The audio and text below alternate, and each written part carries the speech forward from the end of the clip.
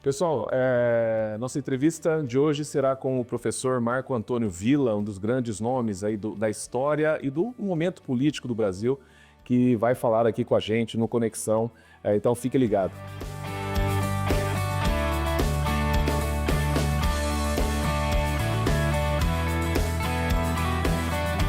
Então, professor, vou começar perguntando o senhor é de Rio Preto, né? Eu nasci em São José do Rio Preto em 55. O Santos foi pela segunda vez campeão paulista, 55 inclusive. Mas a minha família é de São Bernardo do Campo. Então, meus avós paternos chegaram como imigrantes italianos, né, para São Bernardo, e meus avós maternos idem. Só que o meu avô materno era argentino e a minha avó espanhola. Então, eu sou uma somatória Itália, Argentina e Espanha. Um bom cálculo. Então aí o meu pai teve uma breve passagem por Rio Preto, fazia um negócio que não deu lá muito certo, volta para São Bernardo do Campo. A minha mãe se separou do meu pai, foi nos anos 1957, mais ou menos. Era uma mulher desquitada, o que na década de 50 era considerado uma coisa horrorosa, né? Os preconceitos que nós tínhamos no Brasil. Mas ela lá criou os 3 filhos, a diferença é muito grande. Meu irmão do meio tinha 5 anos mais que eu, e o outro 6, mais velho.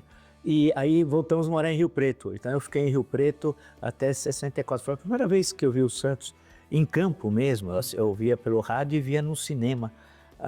Tinha 3 cinemas em Rio Preto. E foi no Contra o América de Rio Preto que subimos na 64 para uma coisa importantíssima, que era a divisão especial. O Campeonato Paulista era um campeonato de times brilhantes, não é agora, né?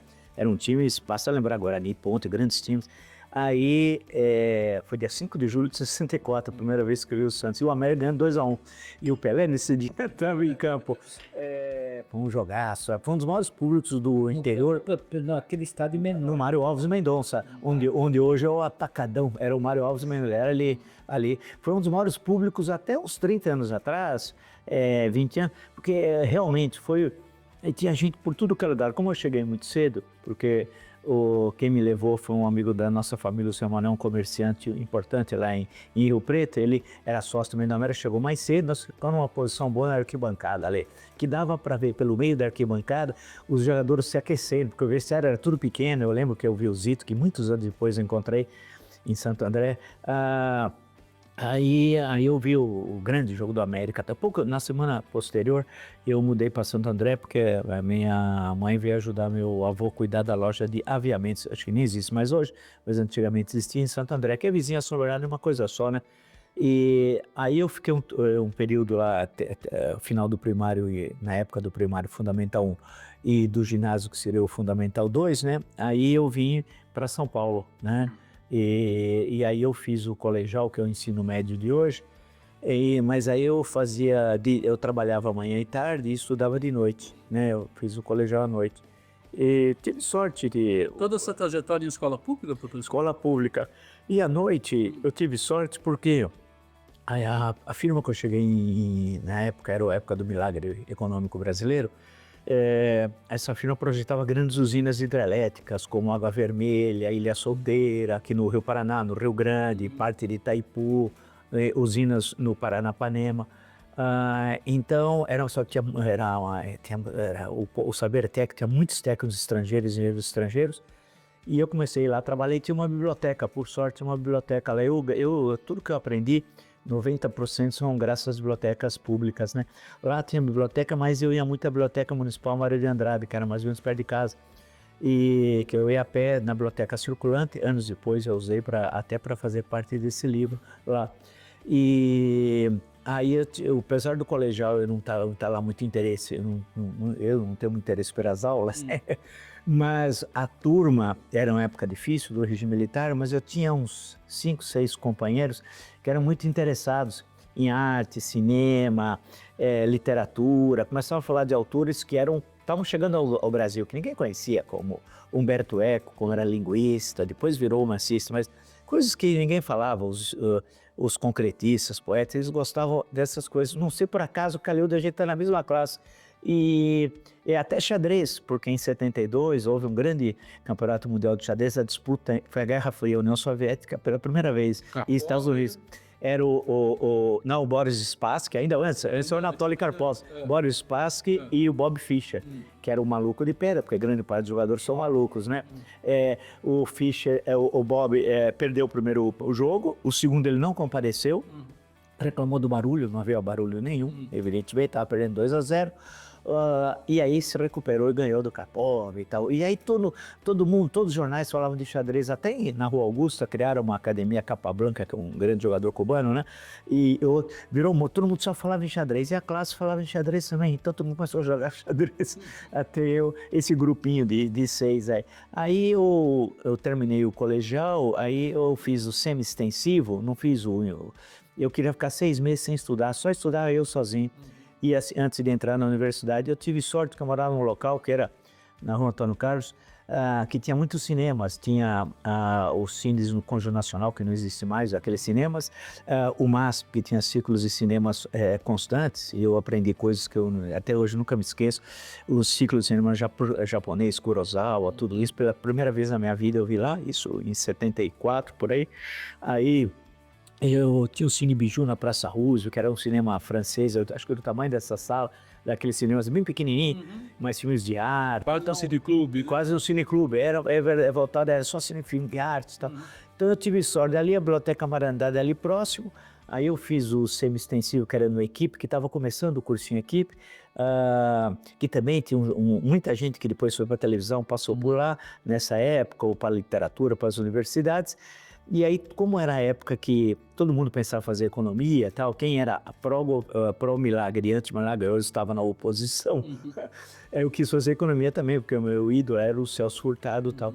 E aí eu fui fazer economia na PUC, comecei a fazer economia lá, fiz lá, mas logo que eu entrei, já comecei a me envolver com a política estudantil.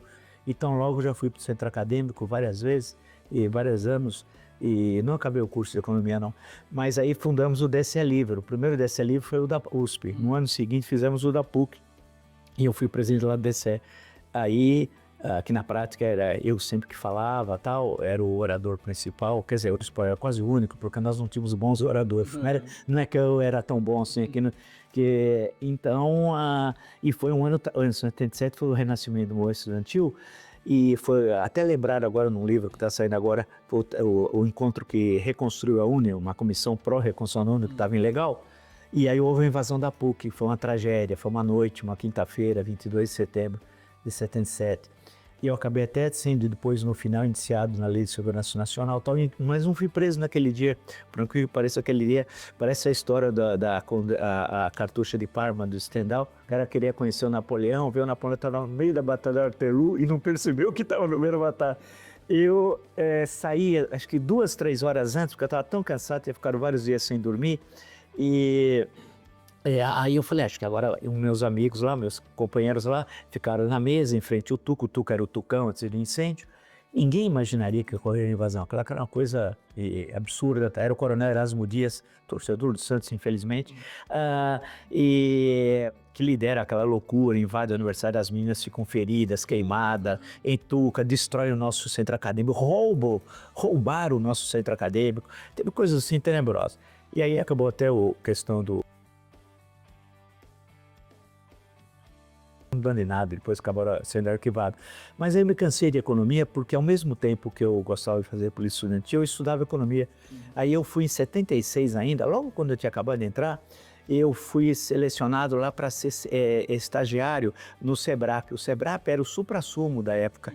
Todos os que tinham sido caçados, aí não tinha saído da anistia, estavam lá. Então era o Fernando Henrique Cardoso, Paul Singer, Francisco de Oliveira, Gianotti, do Cândido Procópio, Elza Percova, e todo mundo estava lá. E eu fui estagiário do Paul Singer, né, isso em 76.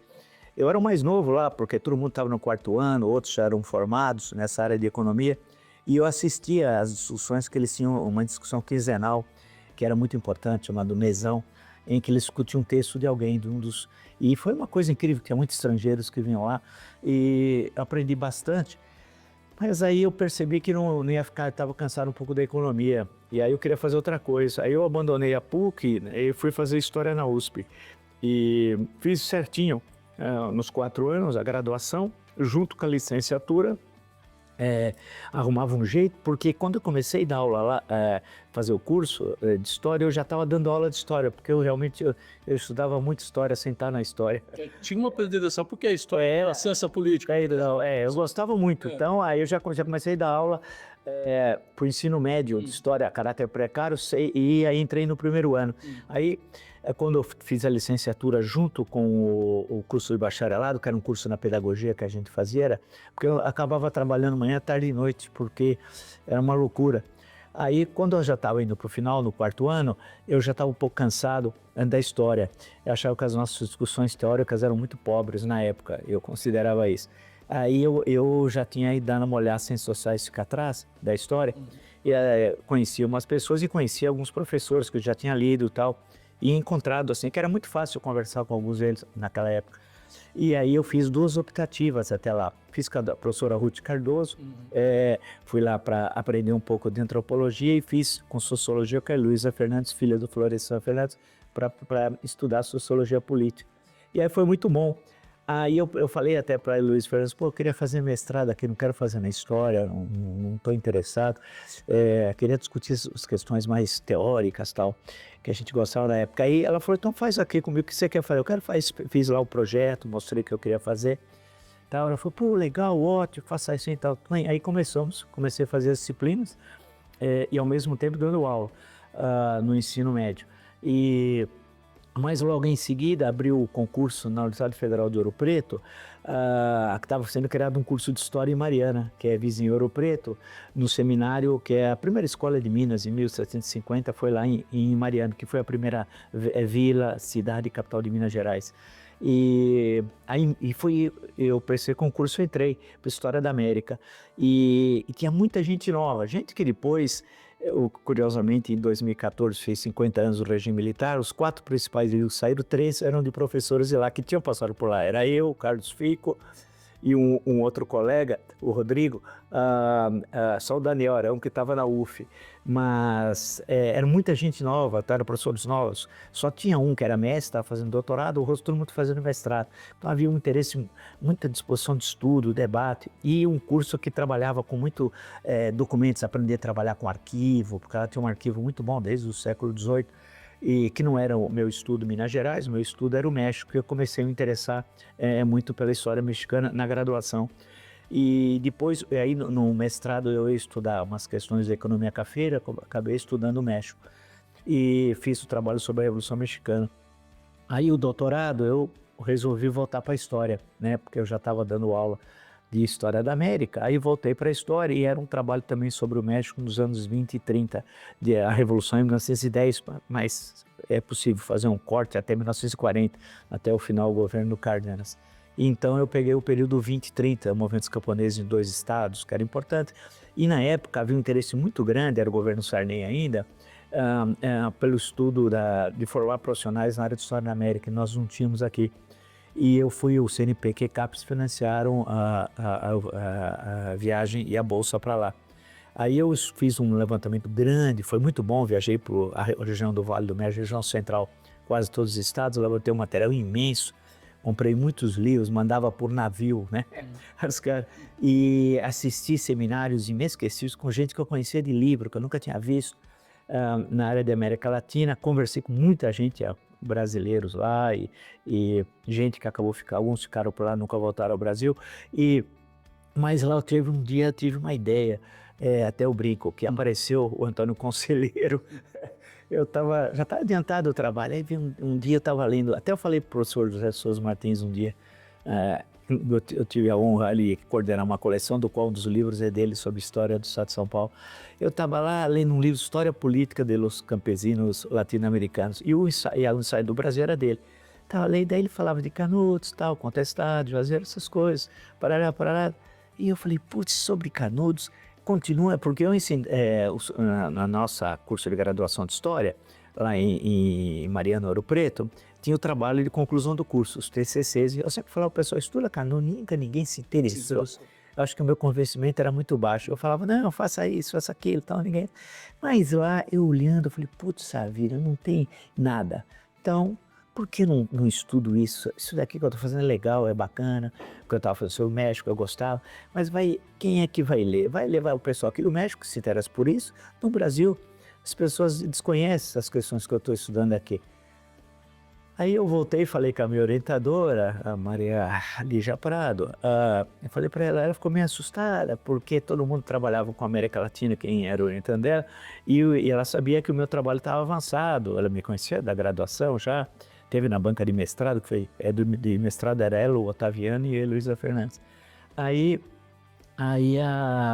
ela falou, mas se você acha...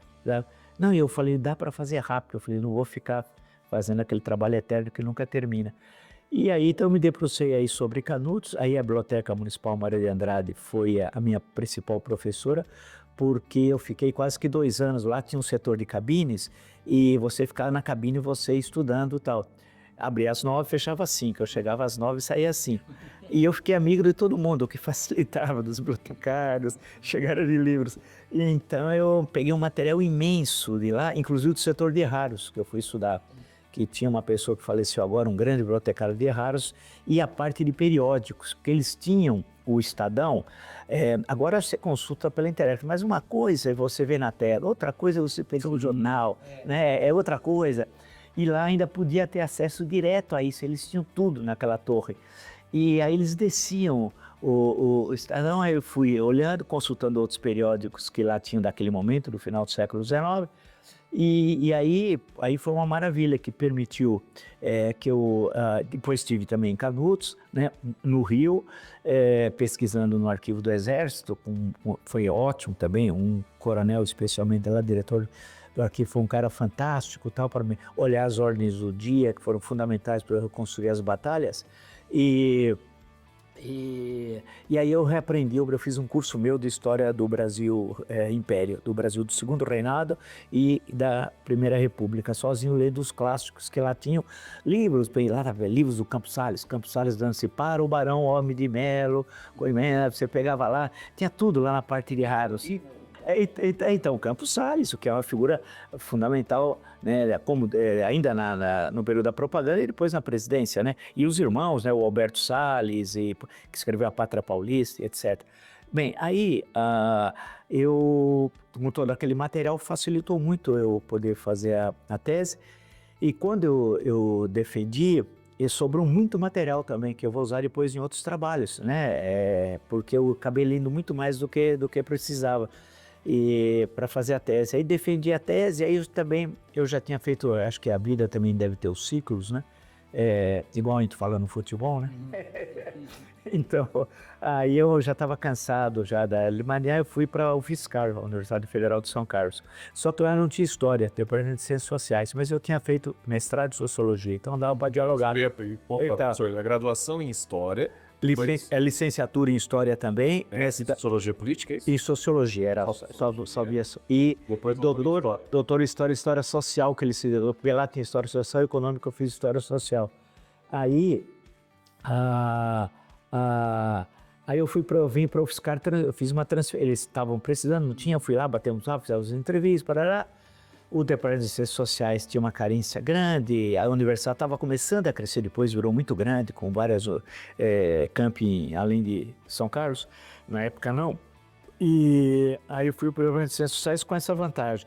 Como eu tinha feito Sociologia, então eu quebrava o galho como fosse necessário também em Sociologia. E tinha área, na verdade, algumas disciplinas de História, eram 3, que eu que dava tal. E aí eu acabei ficando lá 2 décadas, na outra eu fiquei 1 década, em Mariana Ouro Preto, fiquei 30, portanto. E aí eu fui estudando um monte de coisa de Brasil que me interessava, né? Então, estudei bastante o Nordeste, como Vida e Morte no Sertão, História das Secas do Nordeste no século XIX e XX, que tem várias edições, está esgotado, é um que precisa ser reeditado. Aí tem um que vai virar uma série aí da TV Cultura, chama-se Quando Eu Vim Embora, História da Migração Nordestina para São Paulo, né, que eu gosto muito, que Quando Eu Vim Embora é quase aquela música do Caetano, né? No dia que eu vim embora, minha mãe, é uma música linda, triste, térrima, tal.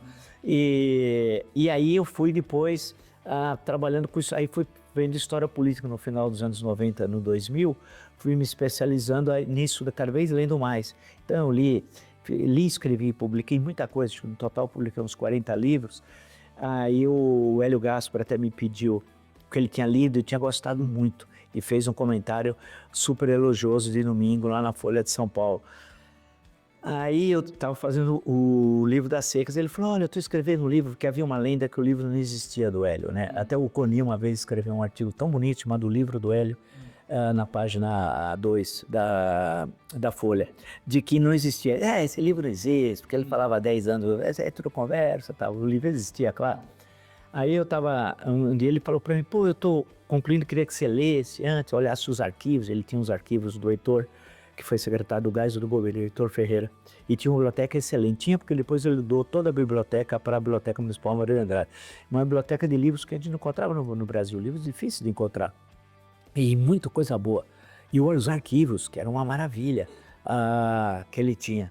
Aí ele falou, eu falei, eu não posso, eu estou terminando o Vida e Morte no Sertão, tal, que deu um trabalho danado, porque se eu ler o século XIX, fui a várias capitais nordestinas, tal, para pegar material.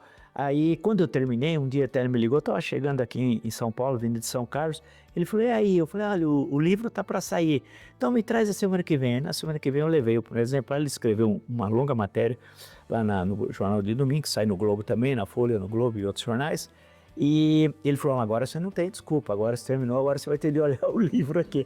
Aí, dos 5 volumes, 4 eu colaborei lendo. O último não deu para ler antes, porque aí foi bem depois que ele publicou. E aí foi muito bom também, porque eu continuei estudando América Latina, estudando História do Brasil, mexendo em arquivos, lendo coisas pessoais que nunca, parte de algumas daquelas questões não saíram nos 5 livros, por uma série de razões, mas foi muito bom, porque aí eu tive uma ideia, que era escrever sobre o governo Jango. Porque eu tinha assistido um filme do Silvio Tendler, que morreu há pouco tempo, um documentário, um sobre o JK muito bonito, que eu tinha assistido, chamado acho que Os Anos de JK. E eu tinha assistido quando era pequeno, faz tempo, do Jango.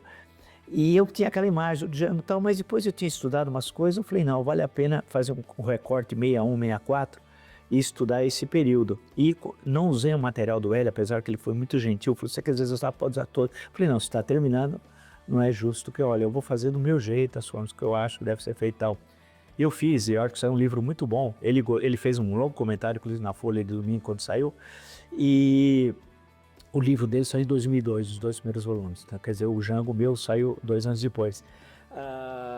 E aí eu faço um livro crítico ao governo Jango, mas uma reconstrução muito cuidadosa, que acho que o trabalho do historiador é esse, é diferente da sociologia, que é outro mundo, a ciência política. O trabalho do historiador, você tem de reconstruir os fatos, ir aos arquivos, tomar muito cuidado com as fontes, não ser enganado por elas, né? E tudo isso. E aí eu escrevi esse livro que está esgotado também, que tem de ser reeditado, chama-se Jango Perfil. O título é horrível, não gosto, mas o livro teve o cuidado de reconstruir aquele período, até termina com o Jango chegando no Uruguai, e eu resolvi parar ali em abril de 64. Tinha um material um pouquinho maior, que iria até agosto daquele ano, agosto porque seria o aniversário do suicídio do Vargas, né? Mas eu parei ali. E aí eu fiquei trabalhando muito com a história do Brasil no século XXI, né? Aí escrevi muita coisa, escrevi um que eu gosto também, a ditadura brasileira, a democracia golpeada à esquerda e à direita. Foi por causa de uns artigos que eu comecei a colaborar muito na Folha de São Paulo, na página 3, Tendências e Debates. Cada 2 semanas eu escrevi um artigo. E na década anterior, no Caderno Mais, que era o caderno de literatura, eu escrevia toda semana resenha tal, de livros. Não só, geralmente de história, alguns parênteses, livros parênteses da história tal. Eu fui escrevendo. E aí participei muito dos debates políticos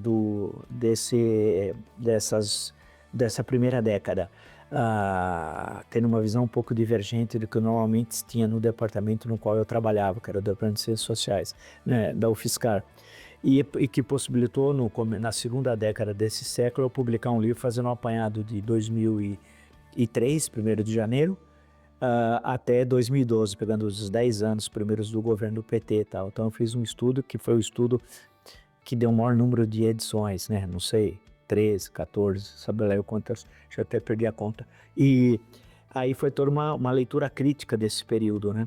E depois, aí eu também participando muito na área do jornalismo político, quando nasceu a TV, já foi a primeira TV na internet, eu estava lá.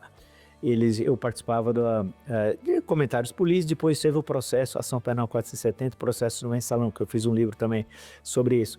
Então eu assisti todas as sessões, cerca de 70 aproximadamente, e aí nós tínhamos um debate terça, quarta e quinta, eram 3 permanentes sempre, né? E um convidado, geralmente um jurista, um criminalista, e fizemos isso durante todo o período da Ação Penal 470. Eu escrevi depois sobre o Mensalão, aí eu fui escrevi sobre que eu gostei desse livro, que é uma análise econômica e política do governo Collor, né?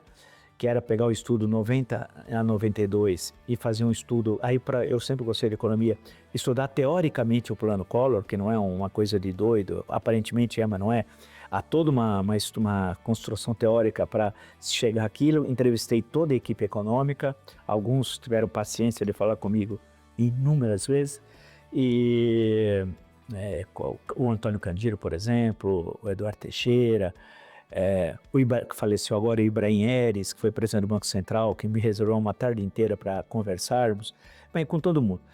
E com os políticos principais do período também. Conversei com todos eles, inclusive com o próprio Fernando Collor. Tivemos uma longa conversa, de quase 8 horas consecutivas. Foi haja café e água, uma longa conversa. Mas aí publiquei esse livro, que até o Sérgio Abranches tem agora um livro dele, justamente, que ele tem uma tese sobre a questão da forma de organização do poder político no Brasil, né? E agora ele era um artigo, esse presidencialismo do coalizão, que é a expressão do Abranches, né? Ele fez um livro, agora no sentido mais amplo, e até a parte do Collor, me cita lá umas 12, 15 vezes, que no fim acabou sendo um livro em termos de interpretação política e econômica. Eu gosto de ler porque foi uma reconstrução com muito material que muita gente não tinha, que as pessoas, por uma série de razões, confiaram em mim, os depoentes, as pessoas que eu conversava, iam me emprestando coisas do arquivo privado.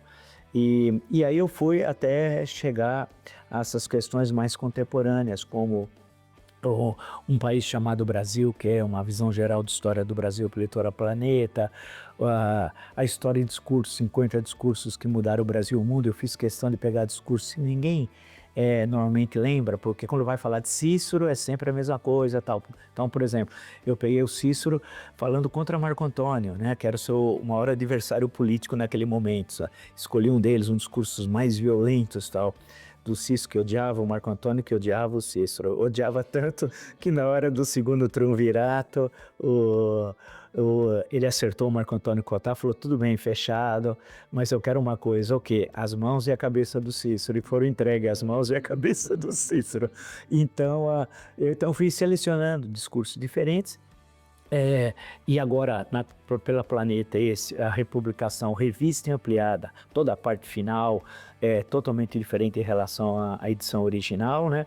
E trabalhei também com a eleição de 2014, melhor dizendo, acompanhei para e passo. Então eu combinei o trabalho do historiador de você trabalhar no calor da hora, que alguns chamam de história do tempo presente, né?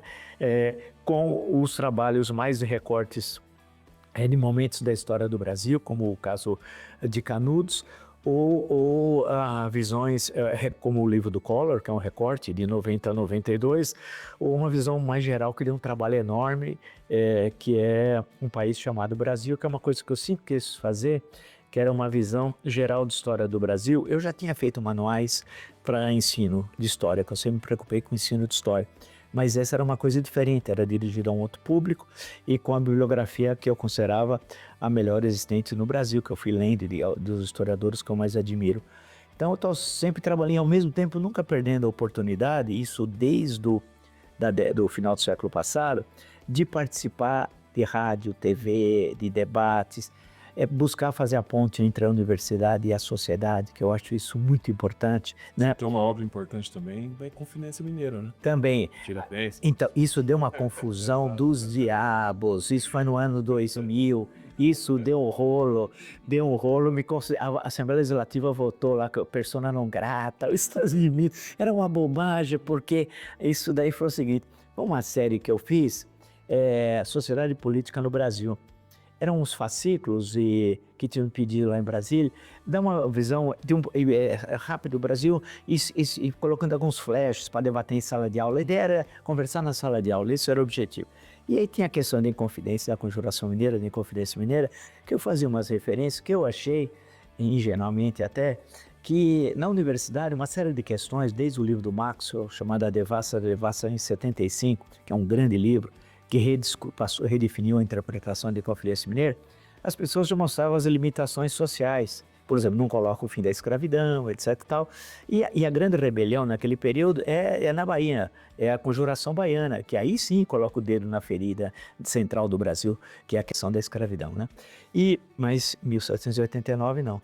E aí eu fiz umas considerações, e aí tem uma entrevista de segunda para a Folha, que é aquela entrevista que até hoje, inclusive hoje, tem uma entrevista muito boa com o senhor da área química. Era uma entrevista, e aí me perguntaram, eu tô com material Tiradentes. Aí eu falei umas coisas, para quê? Aquilo deu uma confusão danada, porque foi repetindo na terça, na quarta, na quinta. Aí o Chico Caruso, que desenhava na época, fazia os cartoons, fez uns cartoons devastadores, uma coleção engraçada, bem engraçada, muito bom, de bom humor e tal, mas os caras tiraram o maior sarro. Aí deu aquela confusão. Via imprensa, via não sei o quê. E na época eu estava também corrigindo vestibular, durante muito tempo eu corrigi vestibular da FUVEST. E aí veio o pessoal na hora do almoço, eu queria almoçar, cara, bem na hora, corrigindo pilhas de prova de manhã, pilhas de prova à tarde. Na hora do almoço eu queria comer, os caras, não, vem. Então, não ia falar não, falando, tudo bem, vamos lá, tal. E aquilo foi um barulhão, tal, que fez eu pensar a necessidade de estudar o Brasil do finalzinho do século XVIII, do século XIX, que eu acho que nesse livro mais recente, Um País Chamado Brasil, pegar 1789, Conjuração Mineira, 1798, Bahia, e 1817, Pernambuco, que precedem o processo independentista e tal. Como que esses movimentos são muito diferentes entre si, quer dizer, o que o Evaldo Cabral de Melo, em outro livro, chamando a outra independência, quer dizer, como que o Nordeste pensou em independência diferente do que o Sul. Né? Por isso que o herói republicano é Tiradentes, não é Frei Caneca. Porque o herói republicano seria o Frei Caneca, não o Tiradentes, porque o Frei Caneca escreveu. Tiradentes não tem uma linha. O Frei Caneca é um negócio desse tamanho, tem um monte de coisa. E morreu de forma trágica também, né? Então, uma grande figura. E o Evaldo Cabral de Melo ele tem um belíssimo livro dele, que ele é um dos tradutores vivos, um dos maiores, ele e o Fernando Novaes, eu acho. E eles apontam como que o Nordeste insurgente, muito rebelde, até 1849 tem muitas rebeliões, né?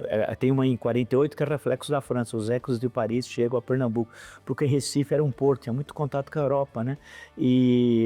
Então eu fiz todos esses estudos e tal, e até me aposentar na universidade, porque como eu comecei a trabalhar muito cedo, tinha registro em carteira e contava o tempo que você não era professor universitário, não tem. Aí quando chegou o momento que eu podia me aposentar legalmente e eu queria continuar meus estudos da minha forma própria tal, porque na universidade eu fiz tudo o que era para fazer. Fui da graduação, do mestrado, doutorado, fiz parte das administrações, que ninguém gosta de ser chefe de departamento nas universidades, eu tive de ser, um certo momento fui até obrigado, era melhor, mas depois você faz com amor, boa vontade e interesse, porque sabe que aquilo é importante. Também fiz tudo isso, participei em comissões, isso eu já tinha feito tudo. Aí eu queria me dedicar a não abandonar as pesquisas históricas, pelo contrário, desde quando eu saí, eu não contei quantos livros escrevi, mas eu escrevi muita coisa e continuei participando do Jornal da Cultura, que foi muito importante e é muito importante. Hoje eu estou lá. Muito importante, porque ele construiu um jornal de uma forma diferente. Você tem 2 comentaristas, você tem a notícia, algumas vezes visões que são diferentes, mas sempre com gente ou do meio político ou do meio acadêmico, gente que tem algo a dizer, né? E aquilo foi extremamente importante. a presença no YouTube, que é muito importante, e aí devo tudo isso à Letícia, todo o trabalho no YouTube e o trabalho nas redes sociais, né, que são fundamentais, que é uma questão mais contemporânea, né, e a primeira passagem, especialmente pela Jovem Pan em 2015, que foi uma coisa estrondosa, que deu enorme repercussão e tal. E A passagem e a saída, né? e a saída também. Então foi muito bom, porque eu nunca imaginei realmente que você pudesse, concretamente, uma coisa é falar, outra coisa é fazer essa ligação da história, análise política e o cidadão que está aqui nos acompanhando, lendo, ouvindo, assistindo. E como esse que está aqui quer saber de história e gosta de história. O que me irrita mais é que existe vamos usar uma expressão econômica, um mercado enorme aqui desse lado de cá, e que quer consumir e conhecer a história do Brasil. É uma lenda que ninguém se interessa por história do Brasil.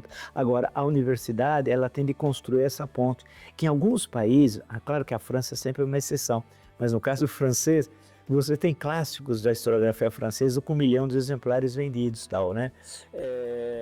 Então, no nosso caso, nós temos ainda essa dificuldade de fazer vinculação.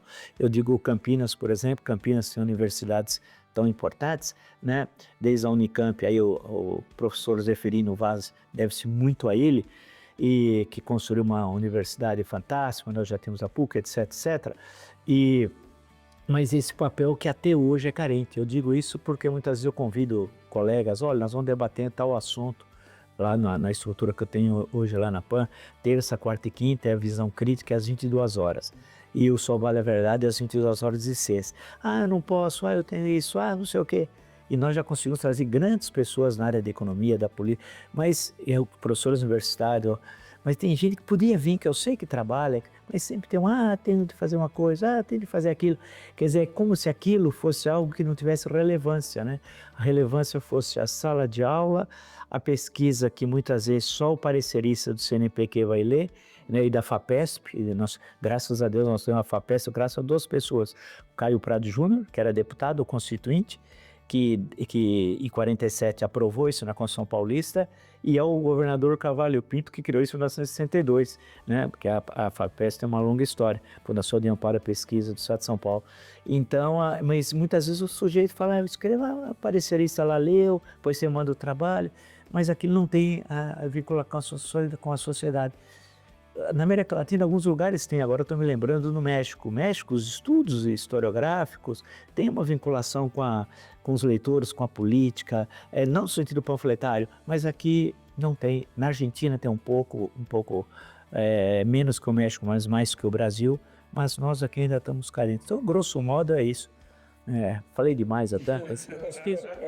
Eu queria te perguntar o seguinte, há uma máxima que diz que o Brasil não é para amadores. Isso E nesse instante a gente vê um movimento assim que às vezes deixa o público em geral um pouco perplexo, né? Essa questão de o governo indo uma questão mais populista, tem um movimento bolsonarista raiz que se chama de uma ação mais enérgica, mais de ataque ao próprio país, como se diz.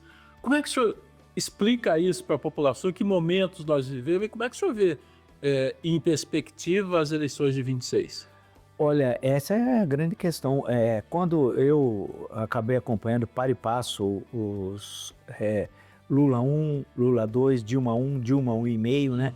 Depois o governo Temer e o início do governo Bolsonaro. Depois aí passamos para o YouTube, o restante do governo Bolsonaro, a tragédia da pandemia, tudo aquilo, e agora vivendo o governo Lula 3, e devemos viver, tudo indica, no momento, política é momento, né, igual o futebol, dizem, vai ter o Lula 4, a tendência é essa, né? E com relativa facilidade, ao menos é um momento, é o que parece. Porém, as pessoas imaginam que o Brasil se divide entre isso, entre lulismo e bolsonarismo, e constrói a ilusão que o eleitor só pensa nisso. Outro dia, 2 semanas atrás, eu li num Globo no sábado, uma pesquisa Quest, se não me engano, e mostrava que você tinha 20% aqui, 20% aqui, e tinha 60% aqui, tudo aqui. que aquele voto é contra, não é o voto nunca a favor, é aquele que vota contra não sei quem, esse aqui é contra não sei quem. Se um montão de gente aqui que gostaria de ter, ou no plural, alternativas, e não tem, porque não são construídas. O exemplo concreto é agora que nós estamos vendo a eleição presidencial. Pela primeira vez, antigamente, até o Hélio Gaspar lembrou outro dia isso, se dizia que a esquerda se dividia, só se unia na cadeia, né? Hoje não é verdade, só tem um candidato, que é o Lula, não tem nenhum outro, porque ninguém se aventura.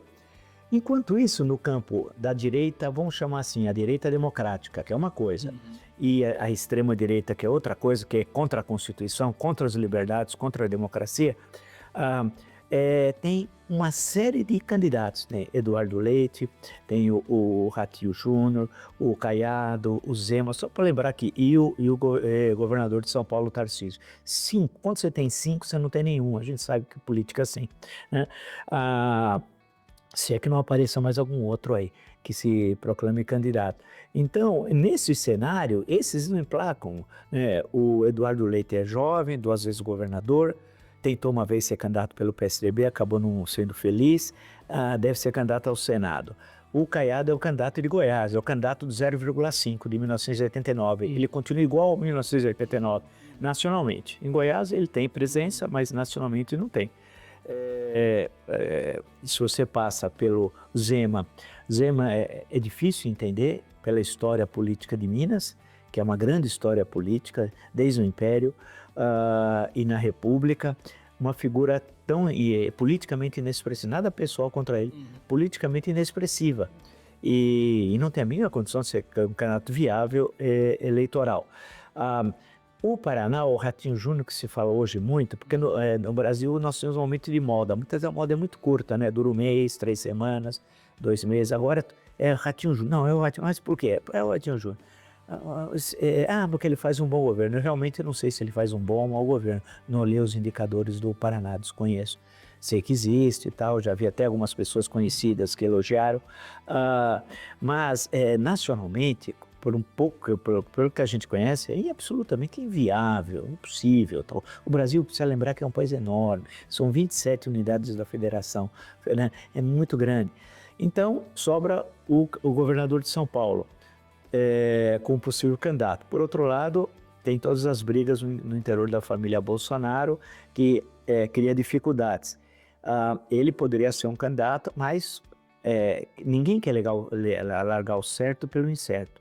Ele acha, na cabeça dele, presumo, que ele tem condições de ser eleito governador de São Paulo.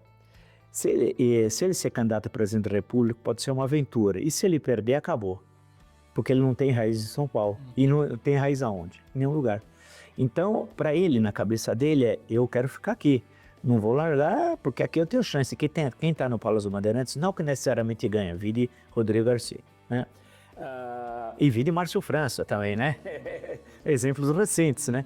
Então, não é que o palácio faz o governador. Pero não é tão simples assim. Mas ele tem algo garantido. E criou-se uma situação anômala na história republicana brasileira. Uma pessoa, não vou dizer uma família, mas seria exagero, uma pessoa que está condenada a 27 anos de prisão que pode determinar o rumo de um grupo político contra o atual presidente. Nesse sentido, ele está muito limitado, né? Porque no processo eleitoral, o processo dele já terminou. O trânsito de julgados vai estar terminado até o final desse ano. Nós estamos em outubro, vai no máximo, meados de dezembro, terminou tudo isso. Os embargos infringentes, declaratórios, tudo isso terminou. E aí uma coisa quando você está na rua, outra coisa quando você está preso no processo eleitoral. A família, a impressão que dá, que também nunca ocorreu na história do Brasil, dessa forma, há poderes familiares aqui estaduais. E São Paulo não, São Paulo é uma exceção na federação, não tem poder familiar. Por isso que São Paulo é incrível, é uma coisa fantástica. Aqui não tem poder familiar. Eventualmente o cara pode pegar no município, estou falando no estado, mas é um poder familiar sui generis, porque uma seria candidata à esposa no Distrito Federal, o filho no Rio de Janeiro, o outro filho em Santa Catarina, caindo de paraquedas, porque não é de lá, né? E o outro não pode ser candidato a nada, porque está no exterior e provavelmente vai ter problemas legais muito graves se retornar ao Brasil, né?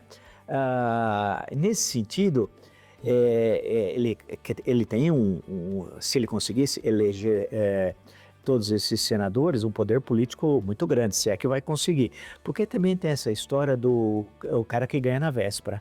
A gente sabe que isso também, voltando às metáforas futebolísticas, tanta gente foi campeão na véspera, né? O Brasil em 50 foi, né? Então, precisa ver na hora da eleição, como é que vai ser isso? Não, já ganhou, não sei o quê, já... Não, o processo eleitoral muitas vezes é surpreendente.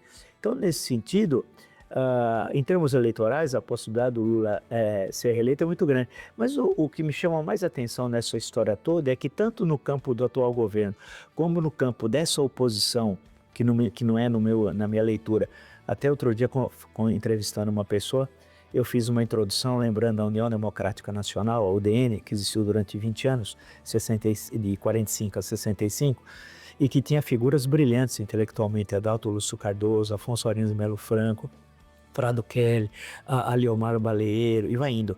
Até um polêmico, Carlos Lacerda, mas foi um grande governador da Guanabara, mas um sujeito complicado, e mais provavelmente, segundo alguns, inclusive pessoas que me contaram que assistiram, o maior orador da sua geração e tal.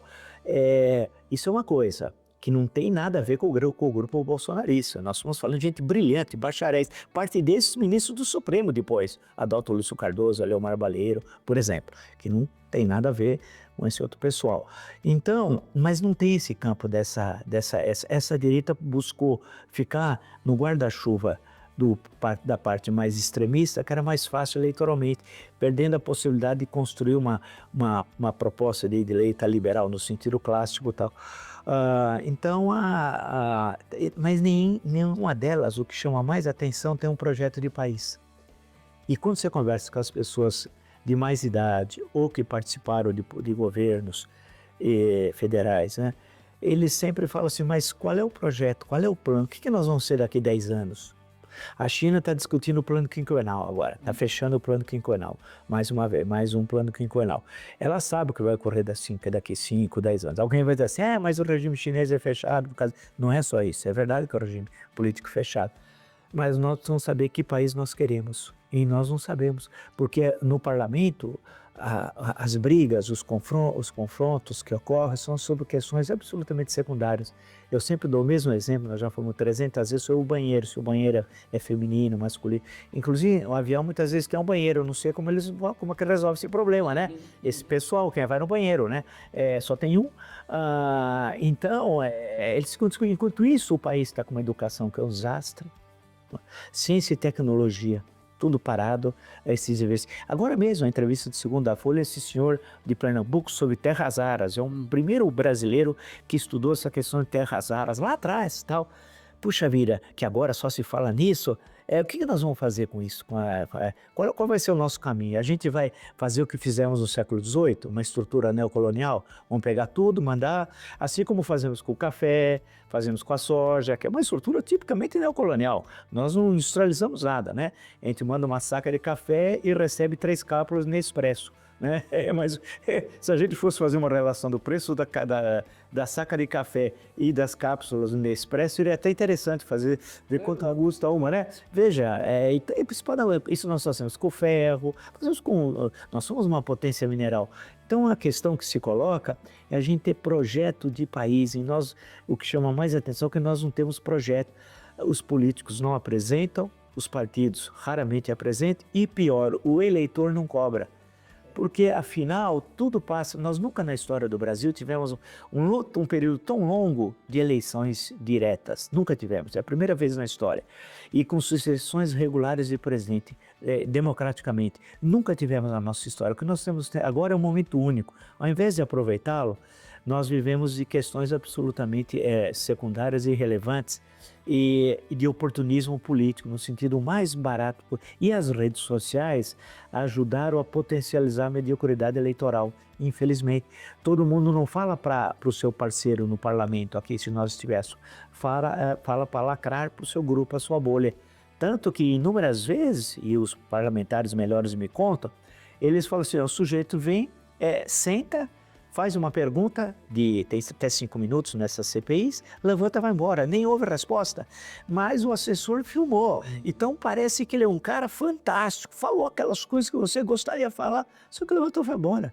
Participa das comissões, faz o relatório, faz parecer, apresenta projeto de lei execuível, não, absurdo, nada, não fazem nada. E fala só para suas redes. Aquela foto, sempre lembrada da Folha de São Paulo, de uns 5 anos atrás, um orador falando na Câmara dos Deputados, e 2 luzes de deputados, cada um falando pro seu celular.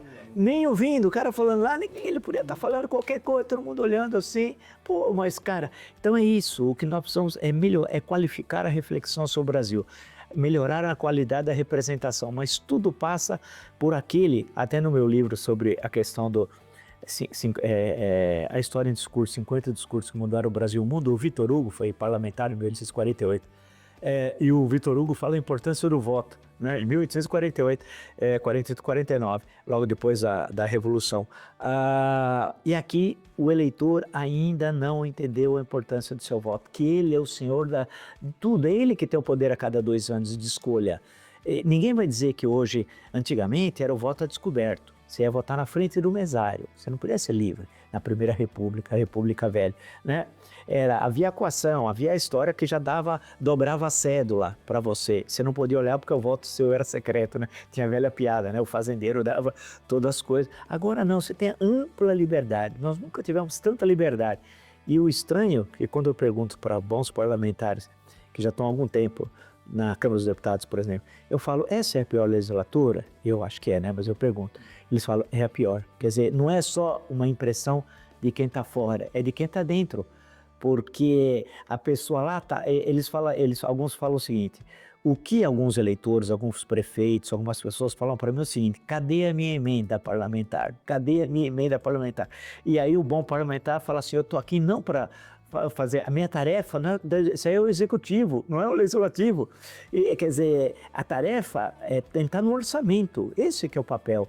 O orçamento é um grande momento da história do Congresso. Aqui o orçamento é votado atrasado, a toque de caixa, e eles votam sem saber o que está sendo votado. Nos outros países, o país para discutir o orçamento e não discutir emenda, porque a emenda tem que estar dentro do orçamento, né? É uma tarefa do executivo. Aí eu falo assim, eu vejo o parlamentar e o parlamentar quer ver como é que está sendo executada a obra. Isso não é o papel do parlamentar. O parlamentar tem que estar no executivo, ele não está para isso, o papel do parlamentar. Então, eu acho que agora está nas mãos dos eleitores. E não é só na horária eleitoral, rádio e TV, tem as redes sociais, ele pode acompanhar o trabalho do seu parlamentar todo dia, entrar nas suas redes, sugerir. É claro que ainda em alguns estados, no caso de São Paulo, nós temos um problema nós só temos 70 deputados federais, nós éramos para ter, se fosse per capita, 116, né? Essa é uma coisa terrível, era para quase o dobro, 60%, 70% que nós temos. E é uma subrepresentação. E agora, inclusive, que estavam votando uma coisa assim, gêneros, a Câmara tem 513, queriam aumentar para 531. Só que, na verdade, você tem de tirar aqueles estados que diminuíram a população e aumentar daqueles que aumentaram a população. O que eles fizeram? Deixaram os que aumentam a população e deixaram aqueles que perderam a população. Consequentemente, ao invés de manter os 513, aumentar para 531, que é um verdadeiro absurdo. Só que agora vai ser para a próxima eleição. O terrível são que parlamentares de São Paulo votaram a favor disso, o que matematicamente, não precisa ser um gênio da raça, nós ficamos mais subrepresentados ainda, quer dizer, né, aquele estado. Então, eu sempre brinco, eu falo, olha, o Amapá tem cerca de 900 mil habitantes. Campinas tem isso, né? Um pouco mais, né? Só que tem uma pequena diferença com o Amapá. A Amapá tem 8 deputados federais, tem 3 senadores, tem o TJ, tem não sei o quê, e Campinas não tem nada disso. Quer dizer, e se eu falo de Roraima, que é inferior à população ainda do que o Amapá, é um negócio absurdo. Campinas é o 3º colégio eleitoral, né? São Paulo, Guarulhos, Campinas e São Bernardo, né? Então, é isso que é terrível, é isso que nós temos de mudar. De alguma forma, eu sei que é difícil, porque é o mínimo 8 deputados federais, máximo 70. Mas nós vamos ter de, em algum momento, rediscutir isso. Eu sei que os que estão 8 não vai abaixar. Você pode ter um terremoto. Mas nós temos que fazer que os 70 seja um pouquinho mais, porque em certo momento fomos 60. Subir um pouco mais para que garanta um pouco uma reparação, porque a igualdade entre os estados não se dá na Câmara, se dá na Casa da Federação, que é o Senado. Então é ali que eu... Agora, para deputados discutir essas coisas, eu não estou fazendo emenda parlamentar, né? O cara falou, mas você está discutindo questões abstratas, institucionais, emenda constitucional. O cara, esse sujeito está querendo saber das emendas parlamentares e aquelas sem destinação, não cumprindo o que diz a cabeça, o caput do artigo 37, que é legalidade, impessoalidade, moralidade, publicidade e eficiência, né? Que é outro negócio. Até emenda PIX. Agora mesmo eu estava lendo o que vem escrito do objetivo da emenda: obras. Mas quais? Onde? Como? Quanto vai custar obras? E aí você libera 3 milhões ali, 4 para obras, né? Professor, antes da gente ainda tem que falar um pouquinho do livro, mas eu queria só primeiro uma observação. O senhor citou nominalmente todos os governadores, menos o de São Paulo. O senhor citou o governador de São Paulo e não falou o nome. O Tarcísio. Tá. Era só um detalhe mesmo, não era o Tarcísio de Freitas. Tá bom. Então o senhor não é opção, foi só um detalhe. O senhor falou Eduardo, Zeno, São governadores de São Paulo. É que São Paulo acaba sendo sem regionalismo, mas é tão importante que falou o governador, já sabe qual é. Sim. Professor, a minha pergunta ainda na questão política, o quanto o 8 de janeiro mudou um pouco o capítulo da história, ou vai mudar se daqui para frente o capítulo da história, tanto política quanto juridicamente, aí tá aí as condenações, um presidente condenado. Eu queria que o senhor falasse um pouquinho sobre o 8 de janeiro. Essa sequência que ocorre no mês de dezembro e janeiro, dezembro de 22 e janeiro de 23, é o dia da diplomação, que houve aquele caos em Brasília em dezembro, no dia da diplomação. No dia 24, véspera de Natal, o atentado terrorista ao aeroporto, ainda bem que falhou, porque senão seria uma tragédia, né? Aí, os acontecimentos de 8 de janeiro, que ninguém sabe o que ocorreria, por exemplo, se demorasse as forças da ordem a reagir, um presidente da República estava em Araraquara naquele dia, inaugurando uma obra em Araraquara, o que pudesse acontecer com os kids pretos que estavam em Goiânia, ali do lado. Tem uma série de variáveis que, se tivesse, não seria acidental, algum parlamentar no Congresso. Eu sei que 8 de janeiro quase ninguém está lá, mas poderia estar um parlamentar lá no prédio do Congresso, assim como poderia estar um ministro, que muitos moram em Brasília, né? No Palácio do Planalto tem algum ministro da casa despachando no domingo, como ocorre algumas vezes, assim, ainda bem, menos pior que não ter ocorrido uma tragédia como essa, né? Agora, tudo isso produziu um julgamento muito polêmico, né? Feito pela primeira turma. A grande questão, eu acho que em relação ao núcleo 1, que diz o Ministério Público Federal, a expressão que eles usam, que acabou de ser concluída, a primeira parte ao menos, vai ter agora os efeitos, o embargo infringente, declarado que não vai dar em nada, porque as sentenças vão continuar a mesma, tudo indica, mas vai ter ali o trânsito em julgado ainda esse ano, em relação ao núcleo 1. O que me chama a atenção é a condenação dos bagrinhos. Vamos usar essa expressão no sentido pejorativo, mas eu tenho muita dó daquelas pessoas que estavam lá iludidas pelo WhatsApp, por notícias falsas, né? Pessoas absolutamente ingênuas que vieram de muitos lugares, muitos foram entrevistados aí pelos jornais e pessoas que estão lá que não vão ter prisão domiciliar, 5 estrelas, nada disso. Tem vários casos que apareceram. Eu acho que em alguns desses casos, para esse tipo de pessoas, de cidadãos e cidadãs, a pena foi muito severa. Tá? Eu acho que essas penas elas teriam de ser, de alguma forma, revistas. Que eram pessoas que foram levadas, né, foram enganadas, né, pelos seus líderes que estavam fora do país ou estavam no país e vivem em condições materiais muito boas e que mesmo que tenham prisão domiciliar, vai ser prisão 5 estrelas. Vida do Fernando Collor, vida de outros que estão aí presos por outros processos e desse tipo. Então eu acho que nesse sentido eu teria de se repensar legalmente o que aconteceu e rever o que não foi correto. né? Agora, isso daí mostrou também, a crise foi a maior crise desde a promulgação da Constituição de 1988 que nós tivemos, né? Eu digo isso porque eu acompanhei para e passo também a questão da Constituinte e até escrevi um livro uma vez sobre a Constituinte. Cheguei a levantar um material, mas aí tinha outros projetos que eu tinha de tocar e eu acho que a Constituição Cidadã, como bem disse o Dr. Ulisses, é disparadamente das constituições republicanas, desde 1891, a melhor Constituição, né? Ela é aquela que garante amplos direitos, frente a um Estado arbitrário, a estrutura de poder está muito bem dividida, tal. O arcabouço dela é muito bom. Agora, ela tem, claro, como alguns defeitos, era um pouco longa, tudo bem, é um pouco longa, mas isso tem a ver com o período anterior do arbítrio. Nós tivemos 17 atos institucionais, dezenas de atos complementares, centenas de decretos-leis absurdos, né? Então, mas pensar em algumas correções mais profundas da Constituição de 88, nesse clima político que a gente vive, é impossível. Então, já tem as PECs, que são excessivas, inclusive, o número de PECs já está bom desse jeito que está. Agora, nós vamos ter de virar essa página, né, dessa questão da anistia, dessas condenações aí todas que ocorreram. Eu acho que se nós tivermos um processo mais tranquilo em 26 do que tivemos em 22, ou até em 18, o Brasil melhora. Eu acho que nós vamos ter um processo melhor eleitoral. Não por otimismo barato, do que tivemos em 22, do que tivemos em 18.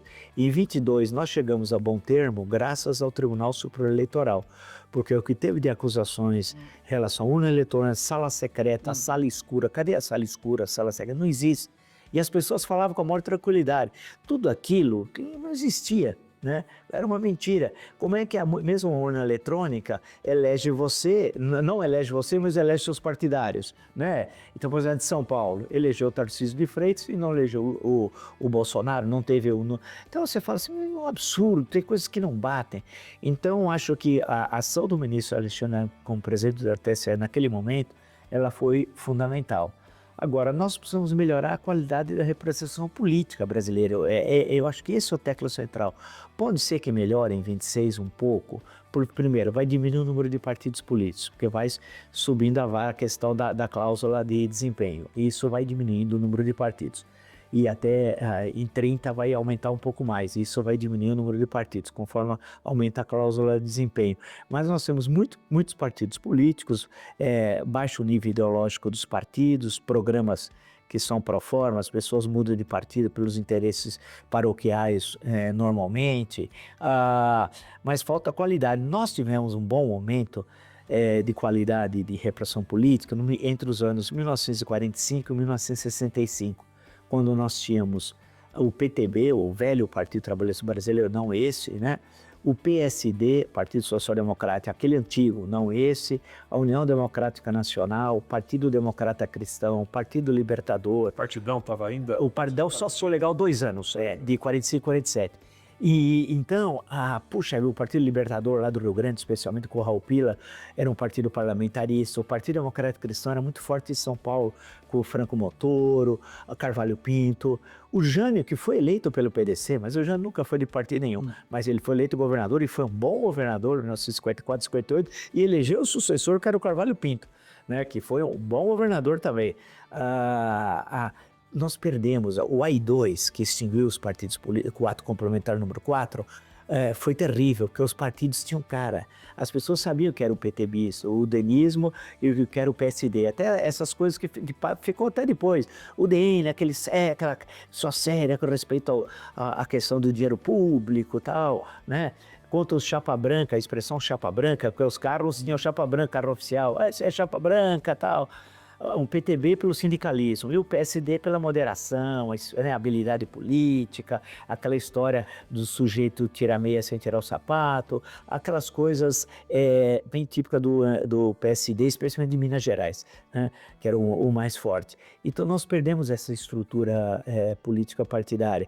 A Arena MDB, a gente sabe, eram corpos artificiais durante o bipartidarismo imposto pelo regime militar. Aí depois foram criados 5 partidos políticos, né? E a partir de 1986, aí abriu-se um pouco a porteira e a Constituição de 88 permitiu, então, aí chegarmos a ter 3 dúzias de partidos, essa confusão que nós vemos atualmente. Então, precisa diminuir o número de partidos, acho que teríamos de melhorar a qualidade da representação política e tendo pôr o dedo numa questão, que é a questão do voto, né? O voto proporcional, que foi criado pela primeira vez aqui em 1933, antes nós tínhamos o voto distrital no segundo reinado, com muitas limitações, né? E depois na Primeira República era o voto distrital. Cada distrito elegia um representante. E em 1932 foi feito o Código Eleitoral, foi criada a Justiça Eleitoral também em 1932. O Código Eleitoral, até outro dia conversando com o senhor, eu falei que eu gostaria de ler os anais da comissão, porque lá dentro tinha alguns parlamentares, um parlamentarista sério que era Assis Brasil. Eu não sei como nós saímos do voto distrital e fomos o voto proporcional, que é um desastre. O voto proporcional, você concorre com o candidato do seu próprio partido, né? Porque você faz campanha no estado inteiro. Então você concorre contra ele, tal. E ele contra você. O voto distrital, você divide, claro que vamos pegar um número atual, 70, o estado em 70 distritos, com o mesmo aproximadamente número de eleitores. E aí você tem o candidato do distrito. Você sabe em quem vota, o Paulo mora aqui no distrito, você vota no Paulo e o Paulo sabe quem vota nele. No voto proporcional, claro que você recebe ali, você tem mais ou menos uma ideia quem votou você, mas você não tem essa relação com o distrito. Mas para garantir o direito das minorias, porque o distrital puro, como na Inglaterra, por exemplo, ele acaba com as minorias. Então, tem que fazer o sistema alemão é melhor, que é o distrital misto. Você vota no teu distrito, no teu candidato e no partido político. E muitas vezes o candidato que você vai votar aqui, que você gosta, ele não é do partido político, você está mais identificado. Então você vota aqui e vota aqui. E isso garante o direito às minorias. Porque o voto proporcional, do jeito que temos, você vota num cara, tem 500 mil votos. Ele precisava de 250 mil para ser eleito, pela cláusula de desempenho. Os outros 250 que votaram mil nele, estão, na verdade, votando em outros, né? Porque ele manda o voto para aquele partido ou para aquela federação que ele faz parte. Isso é um verdadeiro absurdo. Você vota no Paulo e elege o Pedro, né? Não dá, está errado, o sistema precisa mudar. Eu digo isso porque eu fui candidato em 2022 a deputado federal e pelo Cidadania. Era uma federação que o Cidadania fez com o PSDB. Bem, eu não apareci nenhuma vez na TV nem no rádio, de forma bem democrática. Super democrata. Eu não apareci precisando reclamar, fazer uma armazé, roda baiana, não estou nada. Eu tive 96 mil votos. Eu fiquei com o primeiro suplente. Na verdade, 10 passaram na minha frente. Gente com 60 mil. Tá no que o João do Bizet foi prefeito. Então, mas e gente com 60 mil passou na minha frente. 65 mil, 70 mil passaram tudo na minha frente. Porque eram de outros, por exemplo, o PL. A Zambelli elegeu lá um monte de gente, o Eduardo Bolsonaro, etc., né? É gente que com muito menos votos. E aí, então, a questão, quer dizer, você fala assim, mas você não sabia disso? Claro que eu sabia. Mas era o tanto que eu fiquei eu tive 1.500 votos a menos aqui de Campinas também do que o Carlos Sampaio, que ficou em último na federação. Foram 5 eleitos da federação, né? Ora era eu, ora ele, ficou assim. Depois ele até saiu do PSDB, foi para o PSD, o que também não poderia fazer isso. Mas tudo bem. Porque você só pode sair de partido por algumas razões. Se há perseguição a você, se viola o programa partidário, que não foi o caso dele. Mas faz de conta que a gente não viu, né? Assim.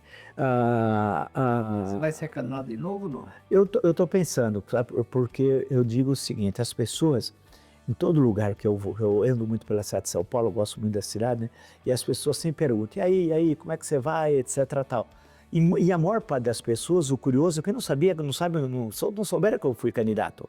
Não tinha a mínima ideia. As pessoas falam, pô, mas você foi candidato? Foi. Então, a maior parte das pessoas não sabiam por quê. Porque eu não apareci uma vez, deixa eu só desligar esse negócio, não apareci uma vez, e o engraçado é que uma pessoa que apareceu lá na propaganda, acho que umas 18 vezes por aí, teve 10 mil votos. É inacreditável. Então, assim, não dá. Você precisa ter um pouquinho de respeito, né, como é que funciona um processo eleitoral. Você vai filiado ainda, cidadania? Sim, por quê? Porque não é que eu desejo o mal de ninguém, mas eu sou o primeiro suplente. Então, se acontece, pois é. Eu assumo, não espero que não aconteça nada com o pessoal, etc. Tal. E aí você tem de continuar até final de março do ano que vem, quando tem as janelas, né? Aí vai se estudar, aí eu vou pensar bem, porque é o seguinte, eu tenho muitos projetos aí que eu toco, tanto a participação em rádio, TV, YouTube, projetos na área de livros aí que eu estou fazendo, então precisa haver um meio de que, como eu consigo fazer, eventualmente sendo eleito, conciliar, né, de fazer um bom trabalho. Porque é o seguinte, a Câmara dos Deputados tem de assessores da própria Câmara, concursados, excelentes assessores. Quer dizer, você tem gente muito boa mesmo. Eu tive contatos, vez por outra, quando eu passo por lá, gente especializada em educação, economia, não sei o quê. Gente, dá para, se um parlamentar quiser fazer um bom trabalho, dá para fazer muita coisa boa. Tem gente desses 70 de São Paulo, eu confesso a vocês, olha, eu olho o jornal todo dia, leio, acompanho, quando vez aparece o nome da pessoa que eu não sei quem é. Eu falo, quem é essa pessoa? Aí está entre parênteses, a sigla partidária, SP. Eu falo, mas é daqui, eu nunca ouvi falar nessa pessoa, não tinha a mínima ideia do que ela era, tal, a pessoa estava lá. Então tem coisas assim que são absurdas que a gente vê e de gente que não representa ninguém. Eu falei, mas quem é esse? Ah, esse é da igreja não sei as quantas. Não tem nada contra as igrejas, mas tem que falar porque é o que está lá. Esse não, esse é do sindicato X, esse é do não sei aonde. Quer dizer, então, a São Paulo, que foi o partido, o primeiro partido republicano, Itu, Convenção 1873. Os 3 primeiros presidentes civis da República, Prudente Moraes, Campos Salles e Rodrigues Alves, daqui. Grande parte da discussão da Revolução de 30 sobre o voto secreto é do PD, do Partido Democrático, fundado pelo conselheiro Antônio Prado, de São Paulo.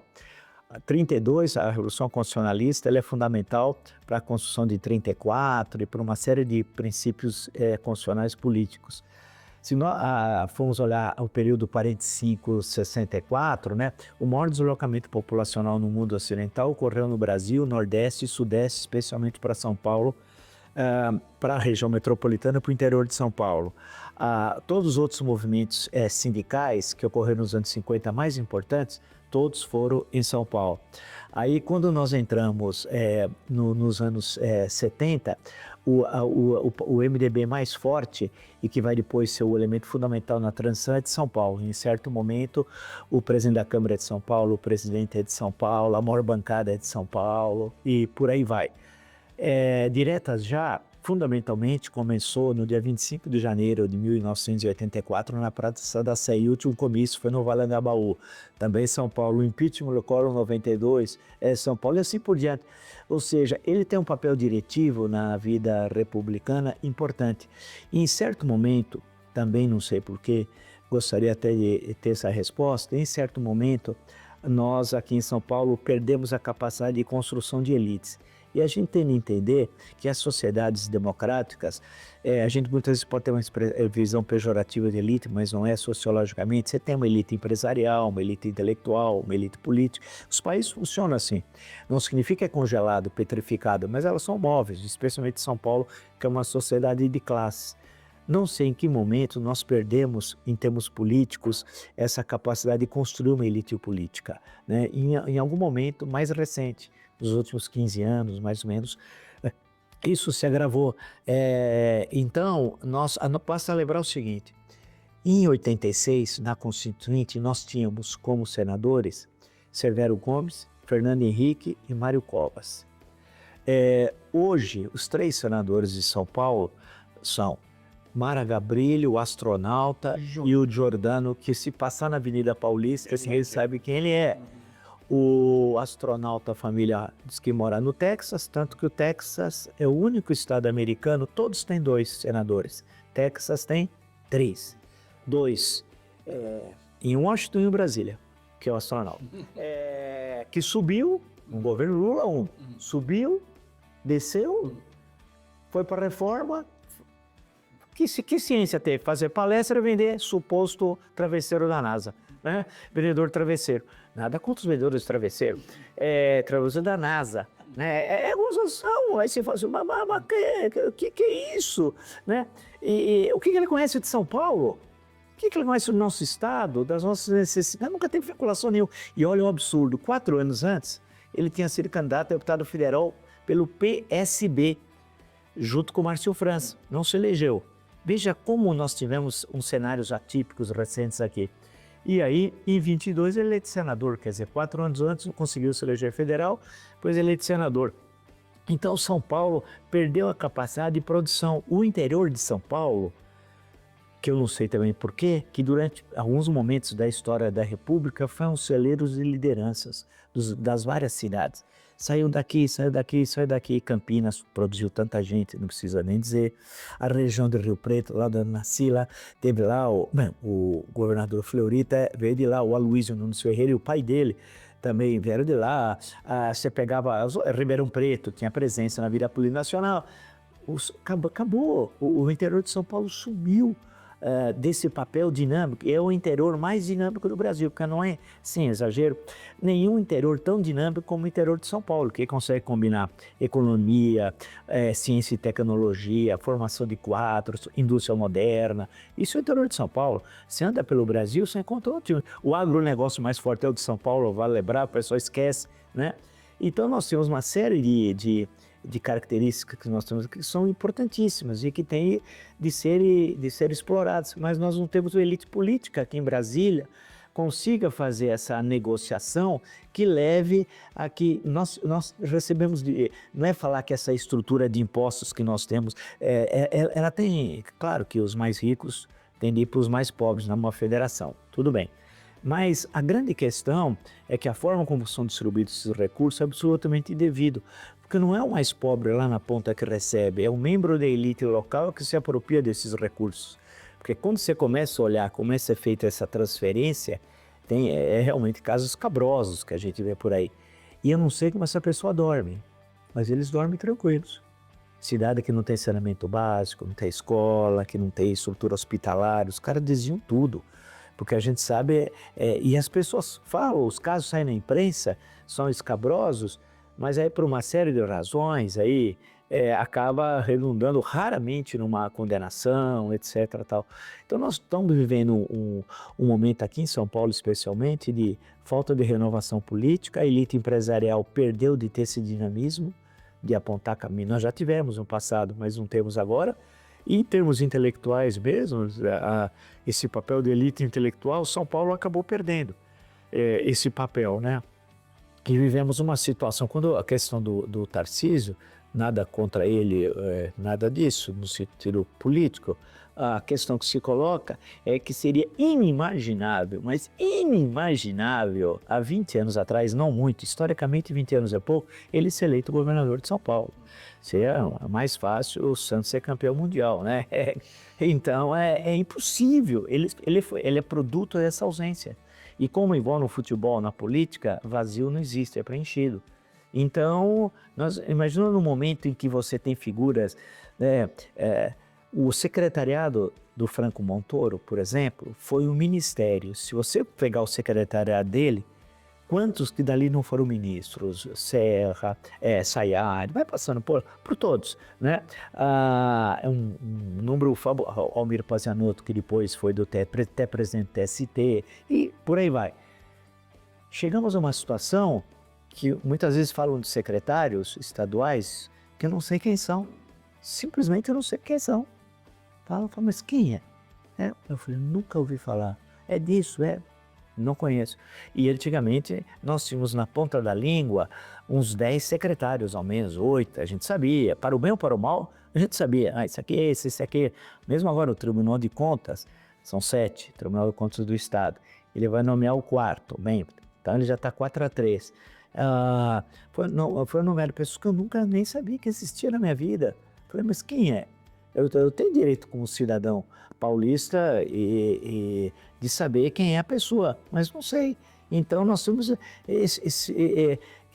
eu falo assim, tem uma resposta a isso? É difícil, porque Como é que explica que em certo momento da República o elemento direito, usaram uma expressão que eu não gosto, mas até em livro, mau livro inclusive, a história da locomotiva, né? A locomotiva e os vagões.